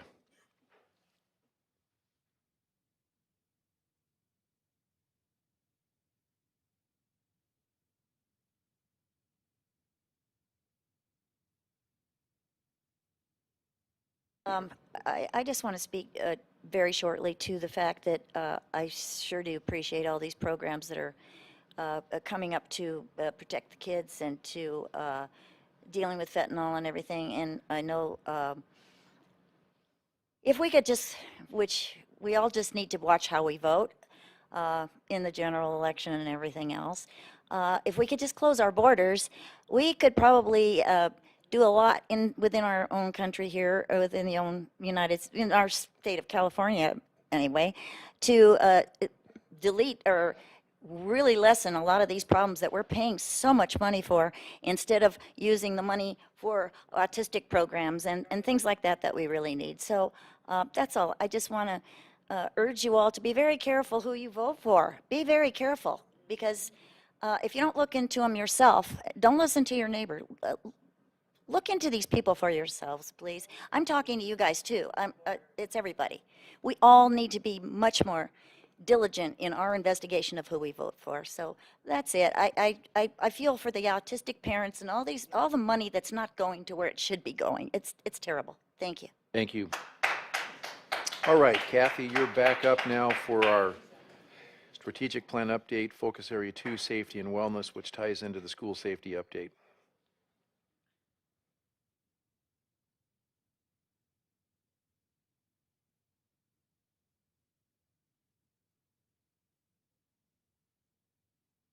Okay, good evening again. Such a long time apart. Focus area 2, safety and wellness. And, sorry. First of all, my first slide just refers once again to what our roadmap is, which was brought to us by our consultants, which is Prince and Callan Consultants. Just a reminder, as far as Patrick Prince, right now he is the Associate Provost over the threat assessment over at USC. He is really considered a leading expert nationwide along with his associates, and we take the information and guidance we receive from them very seriously. And as it was pointed out earlier, the actual title of the paper, which you can read at any time, is on our website. It's called Recommendations to the District, Enhancing Plans and Procedures for the Prevention of Targeted Campus Violence, and that was from August 12th of 2020. And then I wrote down there the 3 areas which I addressed in my previous presentation about why I think these things are important when it comes to safety and wellness going together, and it's not safety or wellness, they really are together. Okay, before I go any further, I only have one member of my team who is able to join me this evening, and so I just want to introduce Dr. Nicholas Beatty. Dr. Beatty is over our entire ERICS department for our district and has been with us for how many years? For 11 years, doing an unbelievably excellent job supporting primarily our students in special education who have IEPs that designate that they need counseling services. He has about 50 different people working for him, both therapist and also pre-licensed therapist, and he supervises over all of them, manages all their incredible schedules, and makes sure that we're meeting the needs of our students. So I just wanted to introduce him this evening. All right, so 2.1 is the first goal on this focus area: expand support structures to enhance student and staff wellness on each campus. One of the things that I want to highlight again is that we do have the upcoming Wellness Resource Fair that will be held for our staff members, and I think that's critically important. I just attended a recent, I think of what it's called. It was put on by Catherine Barger's office. I'm not exactly sure. It was a couple of weeks ago. We had it over at the Ice Cube. I'm not sure if anybody else happened to attend that, but really the focus was on employee wellness.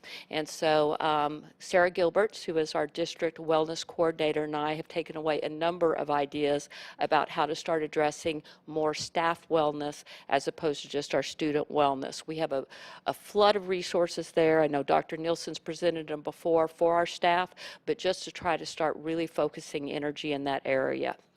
One thing I'd like to do is thank the governing board because of the direction you've given us, because of your interest and passion in the areas of mental health and wellness, social emotional learning, that you've really given us the springboard to move forward in these areas to where I feel strongly that our district is leading the way in California.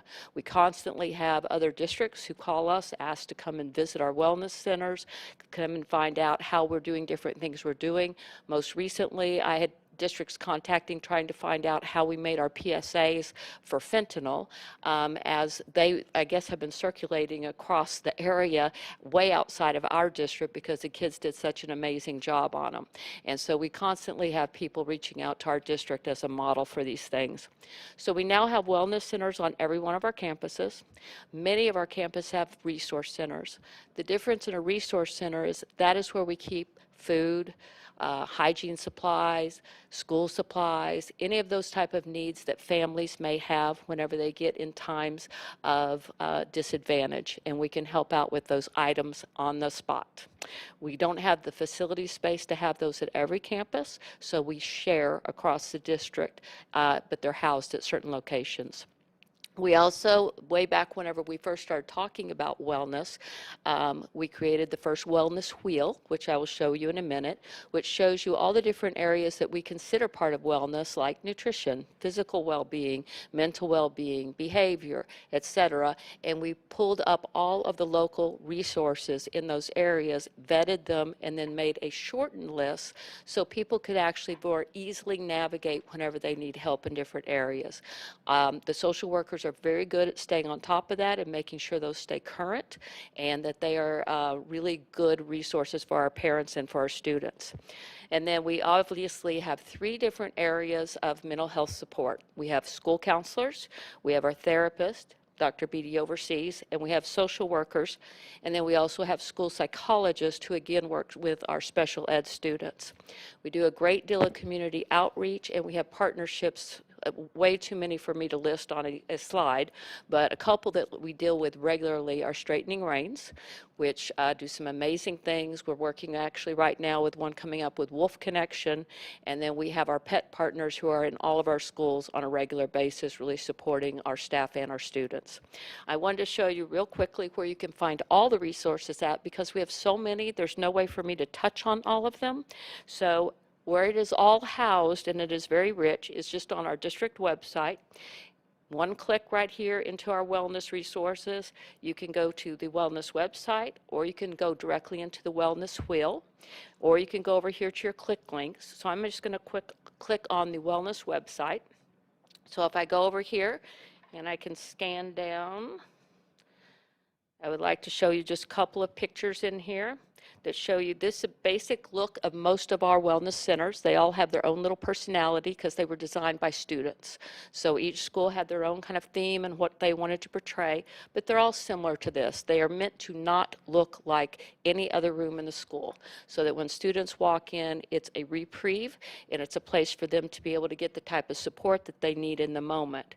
There's a list of services so students can get assessment for basic needs, case management, crisis intervention. They can just drop in for temporary support, education awareness programming. They get their individual and group. They have parent education. We do tons of referrals. We do staff presentations and all kinds of programs, as you also heard this evening from Ms. Heidemann, who was talking about what the Wellness Center is doing over at the Saugus campus. That's on all of our campus, but they're all unique to each campus based on their student population needs and what the students want. If I'm on this site, though, I also can go over here as a student and I can schedule an appointment. Simply by clicking on here, I go down to the school that I attend, I click here, and then I'm able to actually, although this link isn't working for some reason right now, I'm able just to put in my email as a student email, and it will set me up with an appointment with the social worker or wellness coordinator, who also is a social worker within my school, and I'll be called in for an appointment. When we do drop-in appointments, one of the things we want people to know is it's not come in and spend the entire day in the wellness room or that entire period. It's come in because you're in crisis. They're going to help you de-escalate the crisis, make a plan, set an appointment to come back, but return to class as soon as you are able to actually have your emotions basically kind of back at some kind of baseline so you're able to learn. So I think that's important for people to also remember. Okay, so tons of things for you to investigate on the website as you have time, but there's resources on depression, anxiety, anything you possibly could want. So I really, really recommend everybody just spend a little time roaming through there and see what all is available. I wanted to cover a couple of points that have come up in the community. First and foremost is, what is a wellness center? There's been a little bit of confusion that I've heard sometimes where people seem to think it's very much like a health clinic. It's not a health clinic. Health clinics have medical doctors, they have your RNs, your LVNs, they may offer vision and dental and medical. All we are offering is mental health wellness. So it is social emotional wellness, and it is guided by trained social workers who are actually clinicians to be able to offer those kind of services. And it's really to help get our students able to learn in the classroom. So if a student, for example, just found out their parents are getting a divorce, they came to school that morning, they cannot concentrate, they can go in there, have some brief solution-focused therapy session, go back to class, set up regular appointments as they need to, or maybe be part of a grief group or a divorce group to be able to have those needs met so that they can continue to access their education. That's what it is for. And then when you look down at the other corner where it says, what is a social worker?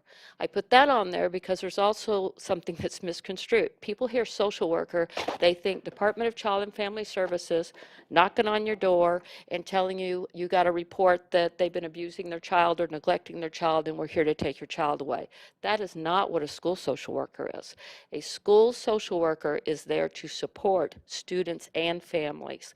And so whereas a therapist who's going to potentially just offer your individual or your group or your family sessions, a social worker has a broader, more macro look at things because they're looking at the family system. Is the parent lost a job? Is the family going through some kind of grief? Are they looking for housing? Whatever kinds of needs that family has affects that child and that child's ability to get their education. And so their job is to look for all of those obstacles or barriers to education and help the family solve those problems so the child can basically be on track with their own success for the future. And so they are always there to help, never to hurt, never to split up a family. And I put this one graphic here just so you can see that we're very, very lucky to have 3 major groups serving our all of our campuses. Whenever you look at the fact that we have school counselors, which are all trained in 4 domains. They work social emotional, so they do counseling also.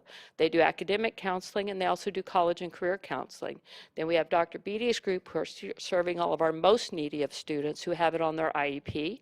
And then we have our social workers who are also providing both the clinical counseling, but also linkages and resources.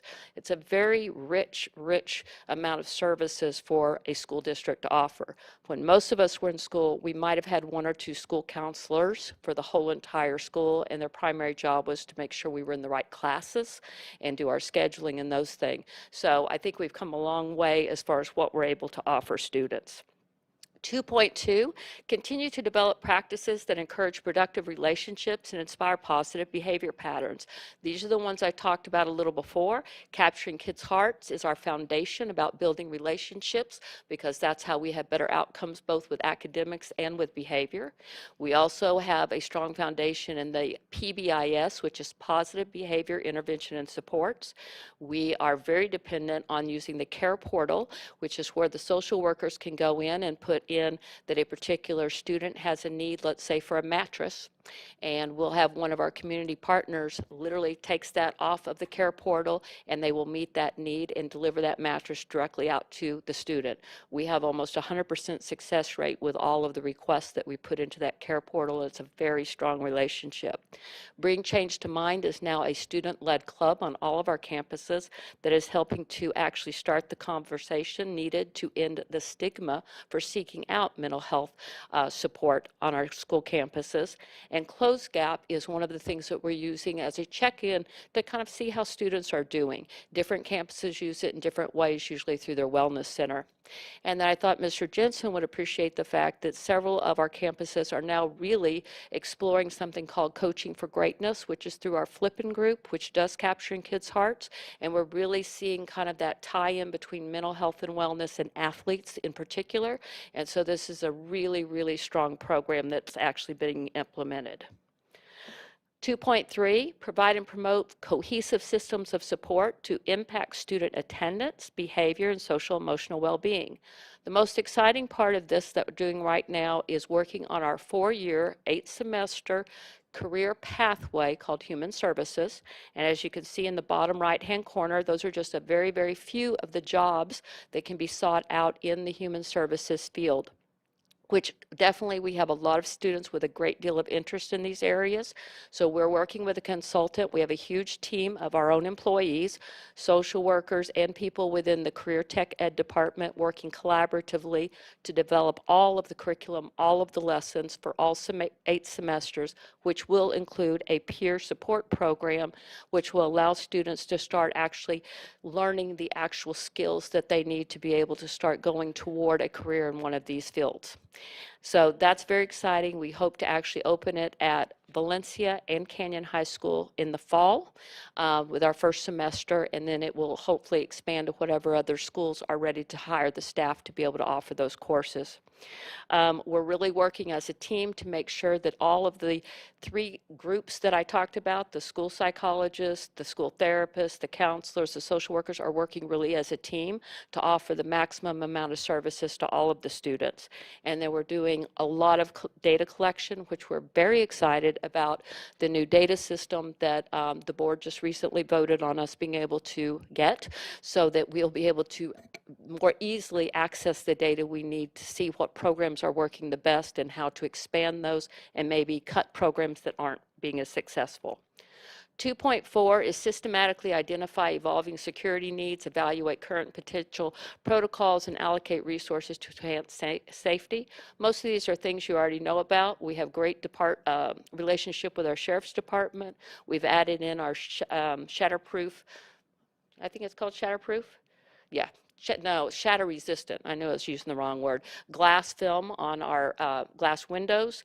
We are continuing to do our drills with the run, hide, fight for our active shooter drills. We have our earthquake drills. We have our fire drills. We've added surveillance cameras.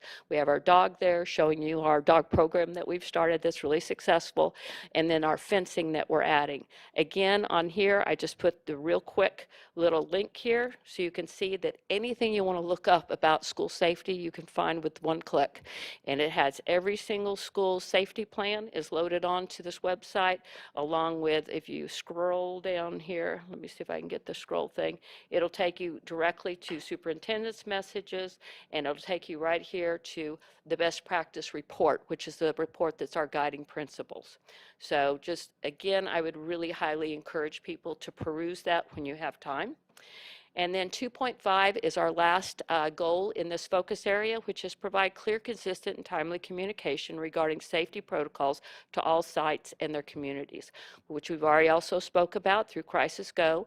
I didn't mention BARC, which is a very active program which monitors all of our platforms, like if a student has email that's issued by the Hart District, it monitors those emails for alerts onto things such as drugs, self-harm, et cetera, so that we can follow up and check in and make sure that the student is safe. We also have our district care team, which is what we rebranded from being a threat assessment team, because again, we're not waiting for threats. We're looking to take care of students before a threat ever arises. We have those at the school site, and then when things escalate, they come to the district site, and then our district team, which is comprised a lot of Dr. Beatty and myself and Mrs. Velick, who is our Director of Student Services. We meet regularly, and we meet with the Department of Mental Health, their START team, for our highest level of students as far as their needs concerned. And I think we have a very, very robust program in what we're offering in wellness and in safety. And so while I cannot, it take me 2 days to cover everything we're doing, I hope you'll really look into some of the other materials that I've given you and onto the websites to see what else we have going on. And I'm happy to answer any questions. Kathy, this is a fantastic report, and I love your slides and outlines and the information. It's something that's been of great interest to me for a long time here in the district, so thank you very much. We'll take board comments and questions. Linda? I'm so pleased to hear we have 50 people in the district that are serving in these positions to help kids. 30 years ago, we had Dr. Mary Morris. There's more than 50. 50 are the ones who report to Dr. Beatty alone. We had Dr. Mary Morris. I do want to say something about the dogs. I was visiting Rio, and I was just visiting, and the dog alerted on me. And I'm going, I have no weapons, I have no guns, I have no bullets. But the dog was, and I'm thinking, this dog isn't trained right, because there's absolutely no reason. And then I realized I had a pair of gloves on that I had worn a few weeks before, just after cleaning my personal weapon. And so it had been 2 or 3 weeks. I had put the gloves on after I'd washed my hands of the oil that you use to do your gun, and I had put these gloves on. 2 weeks later, I'm at the school, and the dog kept alerting on me, and I'm going, go away, it's not me. But very, very effective with the dogs. Great testament to our service company. I'll make sure that I Yes. provide that information to them. That's wonderful. I love the fact that you can go, if you have time, even if you don't have time, go on the website and click away and look at the things that we have to offer. And one more thing to reiterate what we talked about today is we had a see it, say it. I know we've got different words now, but see it, say something. All of the protocol was followed. It was done exactly like it was supposed to. And I want to thank you for that, and Mr. Coleman for the fact that it works. That's really important. You can have all sorts of pretty slides and stuff, but if it doesn't, this works. And yes, parents wanted to know right away before we knew right away, but the fact is the kids were safe. And I really appreciate that the system works, and we've come a long way. We were in great shape in 2019, but we've made major steps because of our association with Patrick, and I think you're doing an amazing job. Thank you. It's definitely a huge team effort, and it's really been the support of the board and all of the superintendent and cabinet's efforts. We really definitely all work together. Thank you. Dr. Moore, did you have comments? Yeah, I just have one. We had gotten a report from one of the schools a while back as to how many visits we had to the wellness center, by how many students, and how many were referred out and got help. Doesn't have to be this Friday, but at some point, can we get another update like that, but maybe of all the schools? I can definitely get that for you. That's data they keep regularly. The students sign in cool. All right. on the system. And so Maybe you could do it while I another- can never give names, I can give numbers. No, that's fine. Yep, happy Maybe to do you could do so. it one of the weekly memos or something. Yep, you. absolutely. Happy to. That's it. Dr. Moore? Thank you so much for both of the updates and both of their reports. And they do go hand in hand, our safety efforts and our goals around strategic plan focus area 2. they're very much in alignment. And we've come a long way. I remember back when we first visited Burbank to see a wellness center, and we were excited about what we saw, but to hear you now sharing that schools are coming to us and districts are coming to us to see what we're doing, I can't be more proud of the work that we have done and the investment. I said earlier, our budget reflects our values, and we've invested in wellness. We understand what it means for our students to be successful, but even more so, I'm so excited that we're focusing on employee wellness. I was at a meeting today with the chamber, and employee mental health and wellness was the issue of the day. We are leaps and bounds ahead of many organizations in seeing the importance of what that can mean for our students in our classes when we focus on our employees first, our most valuable asset. A couple things that I wanted to make sure that everyone is aware of, I'm sure you're aware of, but when you were talking about the mental health and wellness slide, and you mentioned the focus on the human trafficking PSAs, I think it was 3 days ago, the CDC report came out on the issues that our teen girls are having. I really want to make sure that we are aware of what's going on about the struggles that are impacting teen girls across the country and on our campuses. I'm grateful that we are not hiding from the issues of human trafficking that happen right here in Santa Clarita, And if we can share that report with our wellness team, with you, to just highlight some of what might not be talked about, I really think it would help us take even further steps with helping to make sure that we're protecting our students. And then on the site security piece, you mentioned the fences, and I mentioned I've been at a lot of campuses this last few weeks, and one was at the adult school. They're a different audience, but they share a campus or a parking lot with Placerita. They share some of their resources with TLC, and they don't have fencing now, and they're right on the corner. And I saw some things that concern me about their access and how open they are because of that. So I'm hoping that we can look into some opportunities there to support fencing there as well. And similarly, I love our focus on wellness, but I was at Bowman in their wellness corner. And I know we are looking down the road at modernization for their, I hope we get to that soon, because their wellness corner, students can't access. And we want to make sure that these students, especially who already have some reasons that they're there, have the opportunity to get the help and the support that they need as well. So I'm grateful for where we have been and where we are today. I'm looking forward to where we're going tomorrow. I'm grateful that you're leading our effort on this. I know, this slide here, this one I really like.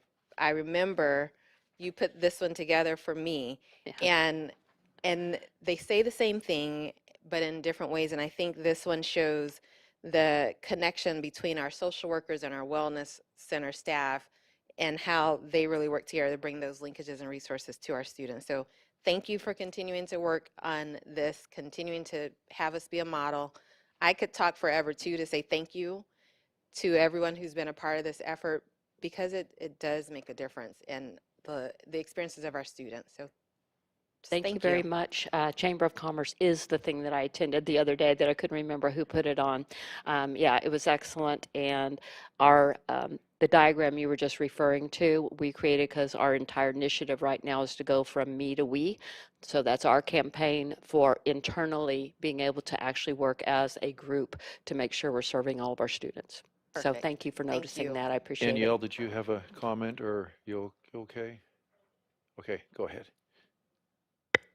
First and foremost, I wanted to commend you because I feel like as a student, we don't notice a lot of the inner workings of what's going on, and to look through that slideshow to hear all the work and effort that's been going through so many like administrators and so many adults to focus and prioritize student mental health and well-being. It's really inspiring, and I would love to work with you in the future on kind of helping.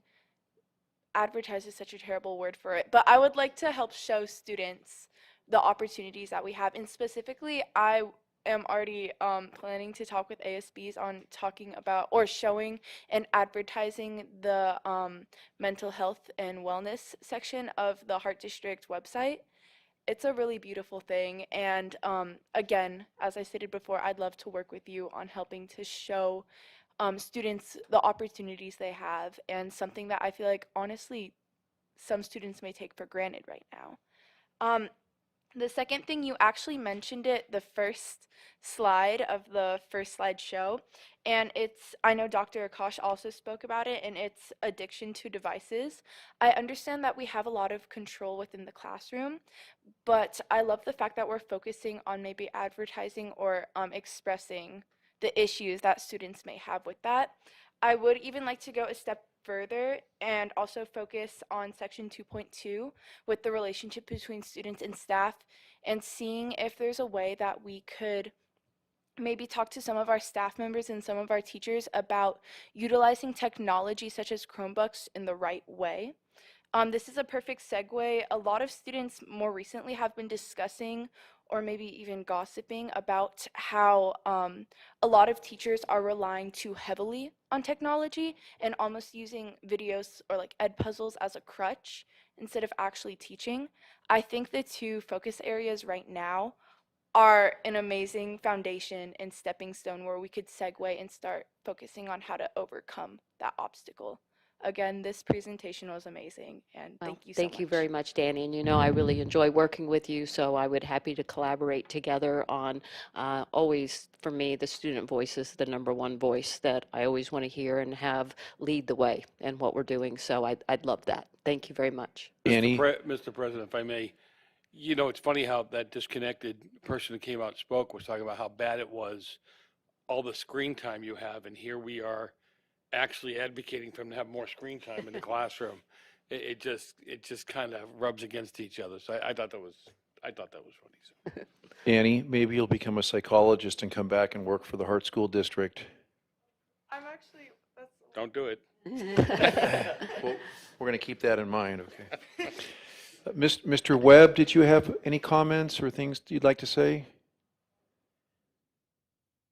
He was still on there. James, are you there? Okay, guess not.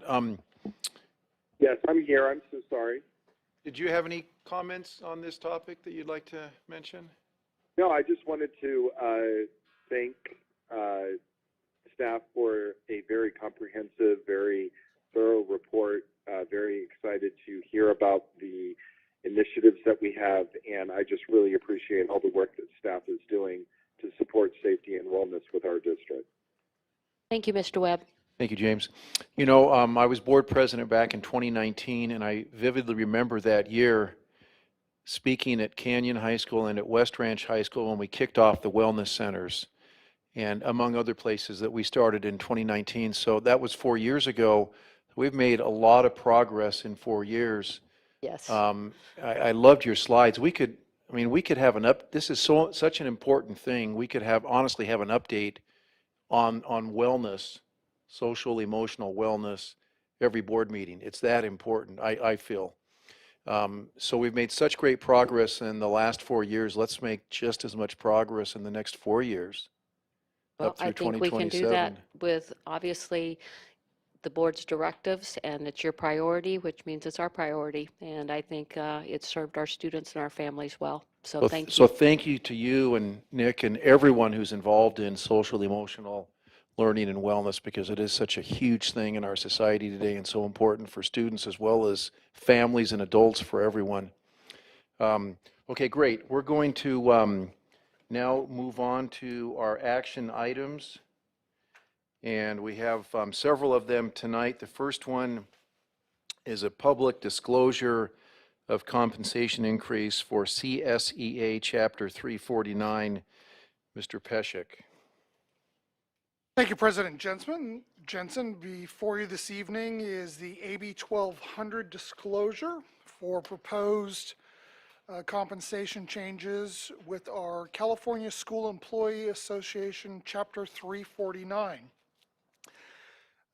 California Government Code Section 3547.5 requires a public school employer to publicly disclose the major provisions of a collective bargaining agreement, including but not limited to the costs incurred in the current and subsequent fiscal years. This AB 1200 has been forwarded to the Los Angeles County Office of Education for their review and is presented for the board's review and approval this evening as public disclosure. At this time, we recommend the board accept the public disclosure of the financial impact of a compensation increase for CSEA Chapter 349. Second. Motion by Dr. Moore, second by Mrs. Storley, to accept the public disclosure of the financial impact of a compensation increase for CSEA Chapter 349. All in favor? Aye. Student board member? Aye. And the chair says aye.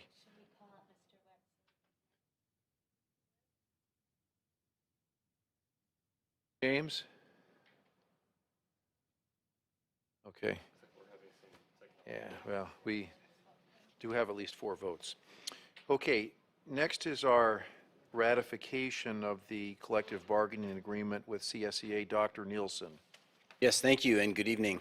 The district and California School Employees Association, Chapter 349, have agreed upon terms for contract negotiations for the 2022-23 academic year, which includes a 10% increase to unit members' salary schedules effective January 1st, 2023. Classified unit members employed on the date of board approval will also receive a 4% one-time off-schedule payment for the 22-23 school year. Staff is recommending the board approve this tentative agreement and the associated contract revisions as indicated in the attachment. Second. Motion by Mrs. Storley, second by Dr. Moore, to approve the tentative agreement between the district and CSEA Chapter 349 for the 2022-23 academic year. All in favor? Aye. Student board member? Aye. Mr. Webb? And the chair says aye. Thank you, Dr. Nielsen. You have the next one also on the InfoSoft Group LLC services agreement. Yes, thank you. I'm very excited about this one. Like all school districts across the nation, the Hart District has faced some challenges with job openings, specifically in our classified ranks. To assist in that area, as well as addressing hard-to-fill certificated positions in the fall, we would like to partner with InfoSoft, a recruiting service that has worked with several school districts and universities across the nation. InfoSoft will take our job postings from EdJoin and post them on an additional 600 employment websites, the Diversity Jobs Platform, the CalJobs State Job Bank, and to community organizations across the state and nation. Additionally, within InfoSoft's outreach management system are 92 contacts for veteran organizations within 50 miles of Santa Clarita. This partnership will provide the Hart District with on-demand reporting and analytics and an applicant conversion rate that is 2.5 times the industry standard. Staff recommends the approval of this service agreement with InfoSoft. So moved. Second. Motion by We have a question. Dr. Moore, Okay. like to ask a question. It's just clarifying, because I know the agreements, so Circa and InfoSoft are the same company? Correct. Okay, Yes. all right. Okay, That's so a it. motion by Mrs. Storley, second by Mr. Messina to approve the service agreement between the InfoSoft Group LLC, Circa, and the William S. Hart Union High School District effective February 16th, 2023 through April 1, 2024. All in favor? Aye. Aye. Student board member? Aye. And the chair says aye. Thank you. We intend to hit the ground running with this tomorrow morning, so thank you. Thank you, Dr. Nielsen. All right, we're moving on to item D, Cal State Northridge, Dr. Vieira. Thank you, Mr. Jensen. I'm pleased that we're able to partner with Dr. Wendy Morosky and Cal State Northridge in a series of professional development opportunities for our staff. And it's recommended that the board approve the agreement for professional development with Cal State Northridge for professional learning that is ongoing this year with our teachers, administrators, and paraprofessionals to support inclusion, co-teaching, and instructional strategies for all of our learners. there be any reason why we wouldn't? It's all, No, in fact, she's hit the ground running and is a very, we've had very, very positive reviews of her training, and it's Okay. needed in these areas, definitely. Second.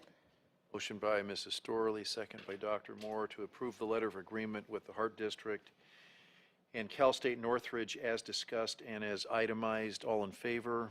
Aye. Student board member? Chair says aye. Thank you, Dr. Vieira. Mr. Otofka, I knew you were going to make it tonight. Yes, good evening. It's so good I've to been see you. watching. Good evening, And Mr. we've been President. missing you. So Members it's of the board. good to have you back. So you're up for item E, which is the bid package for Bowman High School fencing. Yes, on January 30th, 2023, the district received an open bids for the Bowman High School fencing improvements project. The contractors submitting proposals and their respective bids are attached. This is a single contractor bid for the entire scope of work. Staff recommends awarding bid package number BO 23108 to the lowest responsible bidder, Gold Coast Fence Incorporated. By doing this work, we are addressing an issue in the Patrick Prince report from a couple years ago. Mrs. Hunter had mentioned that earlier in the meeting. Are there any questions? Would you say the number again? The number? I'm sorry, the package number? Oh, it's BO 2310A. Oh, okay, thank you. I didn't see it. I didn't hear it. So moved. Mr. Jensen, I have a question. Yes, please, Dr. Moore. I know you said it's addressing something that was a recommendation, but it's hard for me to know where the fencing is going, the way the report is. So could you describe where it's going? Yes. There are, if you look around the perimeter of the school, there are gaps in the fence right now. The fence will go from where right now there is an access that goes on as you're looking at the front of the school, it's on the right side, that there's a gate that goes to the back. Where the building ends, there'll be a fence, a gate that will go, I'm sorry, it'll actually, the fence will actually close off all of those portable classrooms in the back, and that'll now be part of the campus.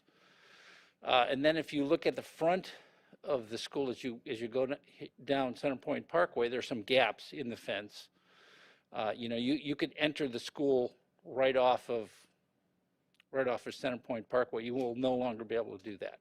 You'll have to go through the entrance of the school to get onto the school grounds, and you'll have to do the same thing to get off of the campus. So we'll have one entrance only. Well, there will be a back entrance where the portables are to the parking lot. There's a parking lot behind the school, so there'll be one gate there, and then there'll be a gate. I mean, there'll be the entrance to the school, and I believe that's it. Does the gate that's in the back, I'm sorry, does the gate that's in the back, is it manned? I'm sorry, personed? It will have a lock on it. Yes, it'll be locked. Until lunch or until yes, it's time to someone go? at the school will have to unlock it and lock it. And as you go in the front, you have to go through a one place also, correct? Yes, and did you want to mention something? Yeah, Mr. Otofsky, I think just for a little clarification on the front side of the building, we have currently two entrances, one that's part of the gate that the students use. Yes, that's correct. As well as the main entrance front doors for the school. And this will really help to close off that driveway side and wrap around the back as well. Right, we already have that gate there, that'll remain, but we're adding to the fencing around the school. Can you just send a map? Okay, that shows where that, Yeah, because it's I'm very following. difficult to visualize. Yes. Yeah, we actually have the bid documents that They're not included. specify. No, we typically don't. Yeah, but we Mike, can if you send can, it to if you you. can send a We'll map, get that that'd out be to you, good. Dr. Yeah. Moore. Thank you. Okay. And the board. Thank you. Okay, And my question related to is with thinking about modernization, when this fencing goes in, will it change any plans for Bowman modernization? It doesn't change any plans. No. All right. Storley, you had the motion. Do we have a second? Joe Sec- Messina on I'm the happy second. to second. Go ahead, but I have a question, but go ahead second first. Okay. Second. Who has a question? Mike, I know we go to an automatic kind of bid system where people go looking to see, you know, what we're putting out there. Do we do anything, or is there any way for us to do anything, maybe to reach out more locally, kind of get some more local involvement? Well, we do that. I mean, we do have contractors that we work with that are local all the time. Right, I know, They- but they- on a fencing contract, they may not be looking at something as small as fencing. Just wondering, on the smaller contracts, are we reaching out at all to any of our locals? We absolutely do. And we tell them they need to go to our, we have to pre-qualify them. We have a system for doing that, and we tell them how to do all of that, yeah. Yeah, we do. I mean, there's a lot of word of mouth. We know that a lot of these contractors, and a lot of these contractors we use, you know, on several projects. Right. I just know there's a lot of times we reach out to local contractors, and now with, you know, kind of beefing up CTE, wanting them to get more involved, I was just looking for a way to reach out to them more, get them more active and involved with the district so we can. Yeah, we work with I mean, I could name a handful of them we work with all the time, yeah. So, All right, Mr. okay. Messina, I'll just jump in with one more point, Mike, here. The board recently approved our transition away from Planet Bids, which, as the board may remember, required a fee for those local vendors to participate, and we're moving to that Gov system, which will require no fees. And when we get that up and running, I think it's safe to say that Ms. Hanson, our Director of Purchasing, Mr. Otavka, will make a concerted effort to notify the community of that change and to encourage new vendors to come on board. Thank you, Ralph. Okay, we have a motion by Mrs. Storley, a second by Dr. Moore to award bid package BO2301A for the Bowman High fencing improvements to Gold Coast. All in favor? Aye. Student board member? Aye. And the chair says aye. Thank you. Mr. Otavka, one more. This is F on fee proposal for HVAC, but we do have a speaker card on this. John Minkus, would you come forward and speak to us then?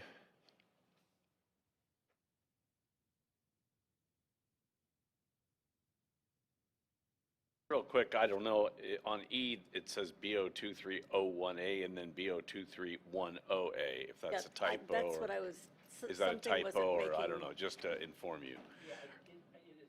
Oh, okay. Okay. Okay, thank you, John. Yeah, and then, so for the next item on F, I did want to just, after reading it and reading through the attached documents, that I am not saying that I am against putting air conditioning in the gyms. Let that be known. We've always wanted it, and be it that it's appropriate. One site, I believe, does have it, and I know they still continue to use fans. So making sure that the capacity of whatever is being looked at is appropriate, but really, right now, we're looking at about $40,000 a school, except for Golden Valley and West Ranch, which combined to be $60,000 because they're the same plans, for a total of almost $270,000. I hope that there's money, plans, and timing involved in getting the classroom air conditioning running properly, so that when we start the school year this year, that those are functioning properly, and that would be a priority ahead of these things. It seems like a lot of money to spend $270,000 to kind of get a bid again. I don't know how it works, so I'm just saying, let's make sure the classroom air conditioning is working before we go adding new stuff for large amounts of money. Thank you. Thank you, John. Okay, Mr. Otavka, item F on the HVAC. For several years, staff has discussed the lack of air conditioning in the district high school gymnasiums, and school administrators and community members. Air conditioning was not an amenity initially included in any of the district's high school gymnasiums. However, teams currently practice in the gymnasiums during the summer and early fall without air conditioning. While the inside temperature of the gymnasiums can reach 85 degrees during the summer and early fall, schools adhere to safety protocols during these periods, including using large, high-powered fans and scheduling practices early before the hottest part of the day.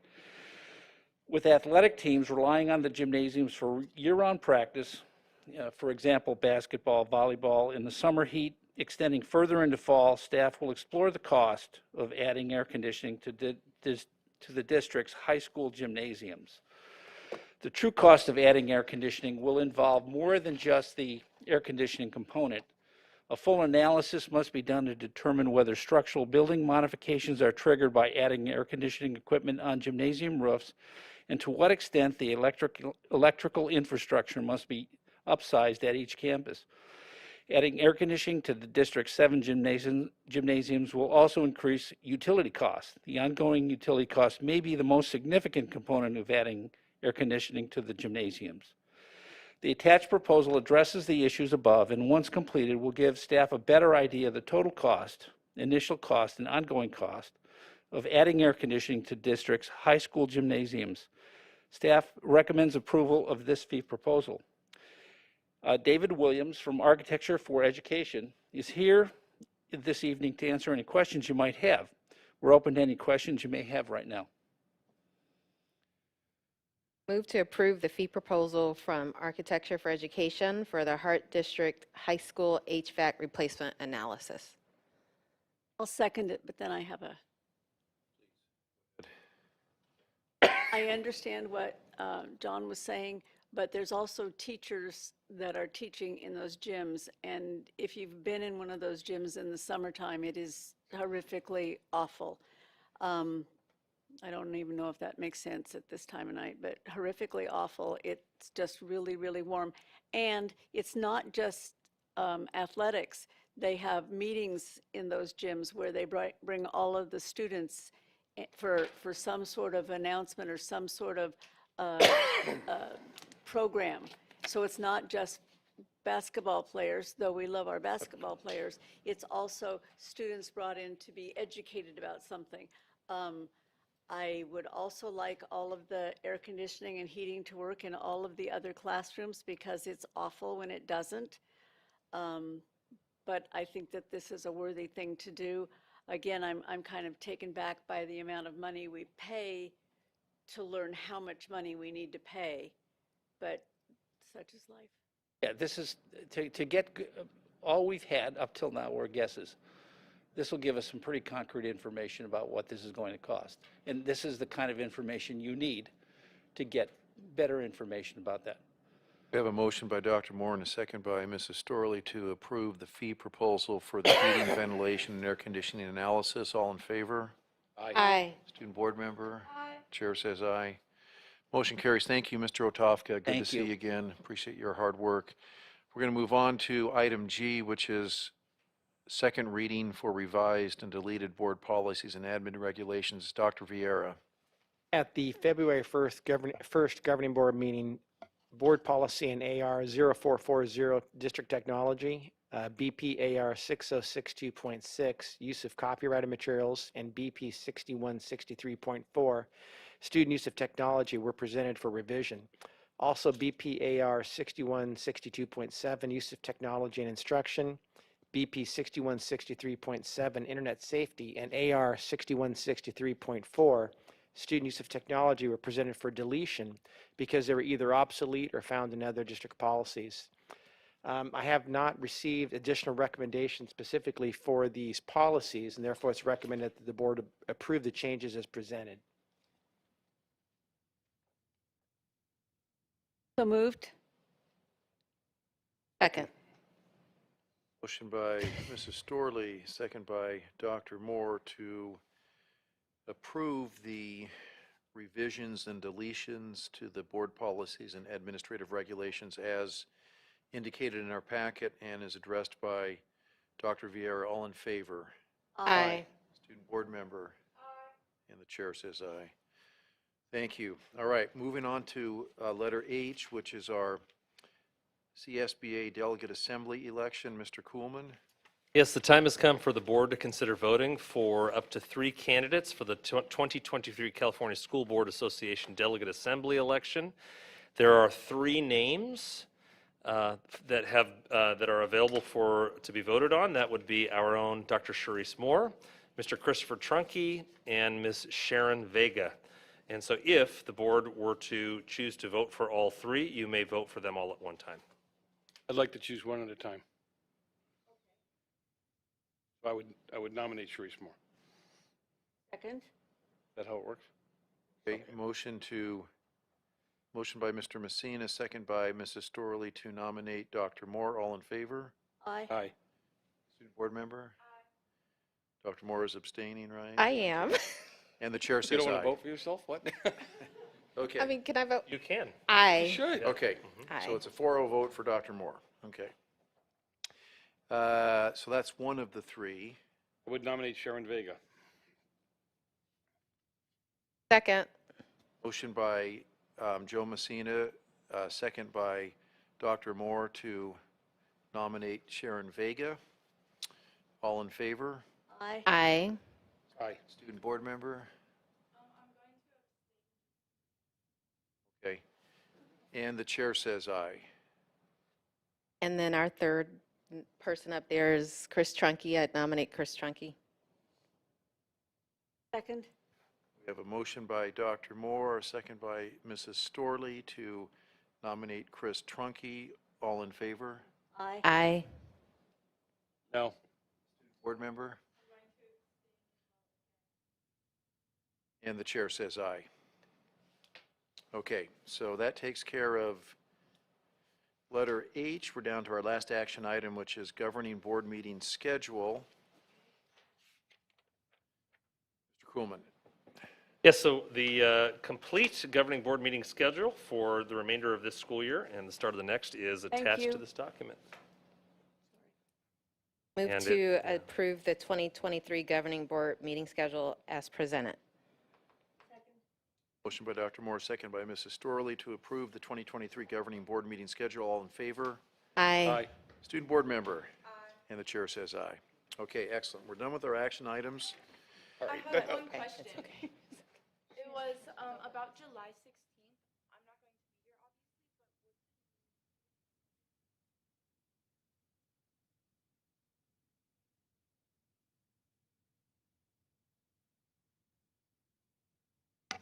Normally, we start in October, don't we? I wouldn't sit on the Yeah. stand because they're not seated yet, but Yeah, let's get back to you. We're open to it being as early as they're interested in participating, so. okay. Consent calendar. Unless a board member has a question concerning a particular item and asks that it be withdrawn from the consent calendar, the governing board approves all the items at one time. Do we have any items of particular note that would be voted on separately or removed? Yes. Item B, number 3. B as in boy. Mm-hmm. You want explained or? Yeah, what's your? You pony, you just want to discuss it? And item number E9. B3, I just wanted to know how we do that, how it's 25, if I'm understanding, it's 25 hours for the whole year that we contract? Dr. Vera, you want to speak to that one? It's actually mine. Sorry, okay. Yes. So we actually have a similar agreement, exactly, not even similar, exactly the same with Castaic that we approved earlier this year. They do not have a full-time librarian available to review certain materials or sign off on certain things that need to be signed off by the librarian. And so we provide this opportunity through this agreement that if they need somebody to do that, we will find one of our librarians to serve in that role for them. And they reimburse us for that time. It's paperwork, signing off, they need a credential librarian. Correct. So it's up to 25 hours for the entire year. Correct. And it's extra duty time. Correct. Okay, all right. Okay, Then that was my question on that one. Was it E9? E9, Very last one, okay.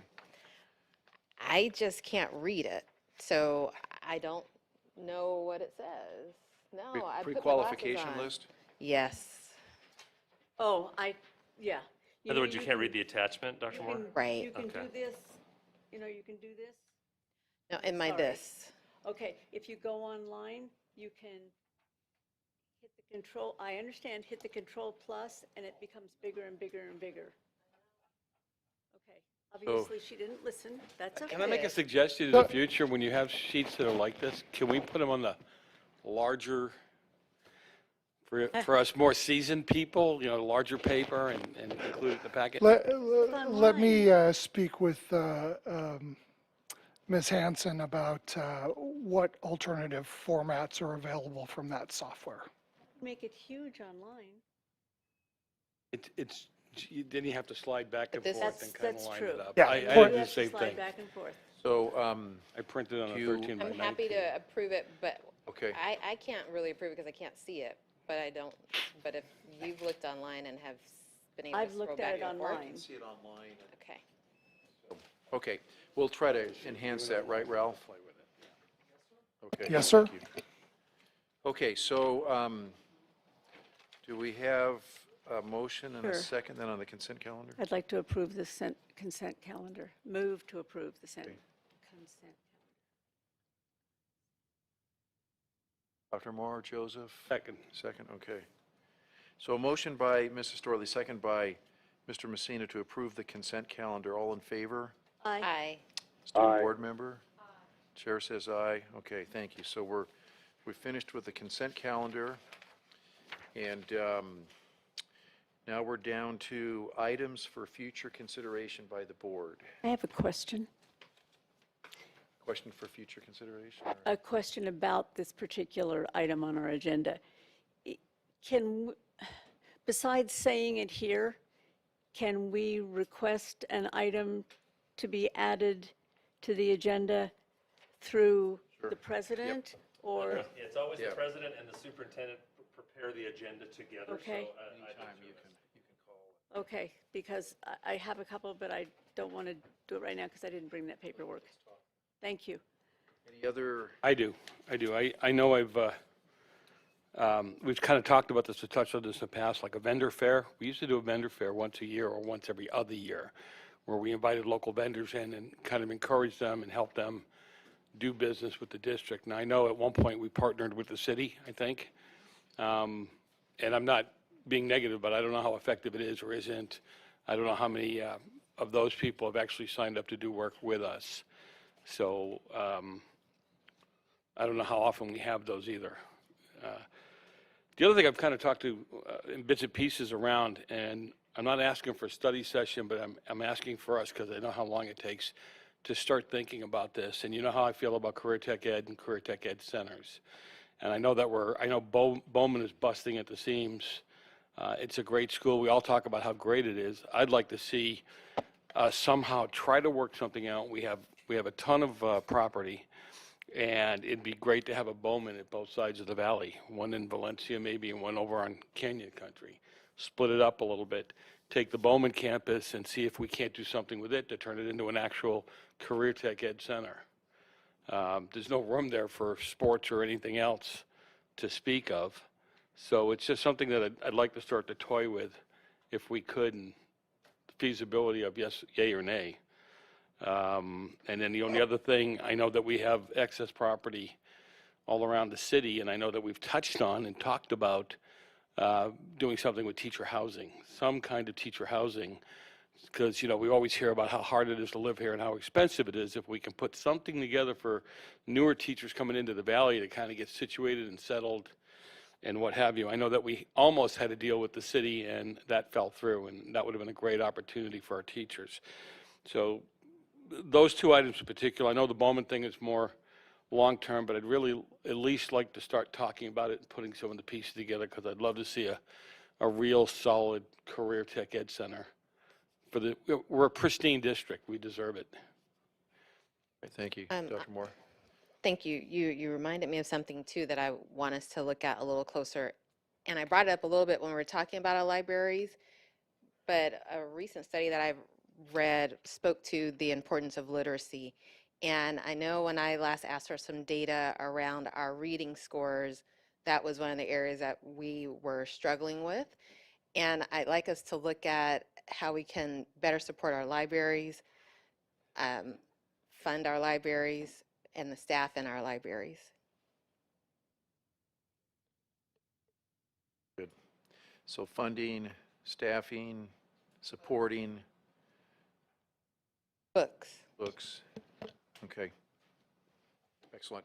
And I had one comment myself. I mentioned earlier after Kathy's report that I felt like we should be having updates more often on social and emotional learning, all these types of things, in my mind, both for students as well as for faculty and staff. So, Mike, maybe you and I can talk about, rather than an update once a year, it doesn't have to be a 30-minute update, but maybe once a quarter. It's such an important topic that I think that on a quarterly basis, we should be having some kind of an update. The slides you presented were excellent, and we need to get that out to the public and emphasize that more. So that's my point. All right, it's 9:35. We'll entertain a motion to adjourn. Motion to adjourn? Second. Motion by Mr. Excuse me, can I Sina. modify that? Motion to adjourn in honor of Michelle Jenkins, who Yes. recently passed away at COC. Motion Second. to adjourn by Mr. Messina, second by Dr. Moore, in memory of Michelle Jenkins from College of the Canyons Board of Trustees. All in favor? Aye. Aye. Board member? Aye. And the chair says aye. Thank you. Aye.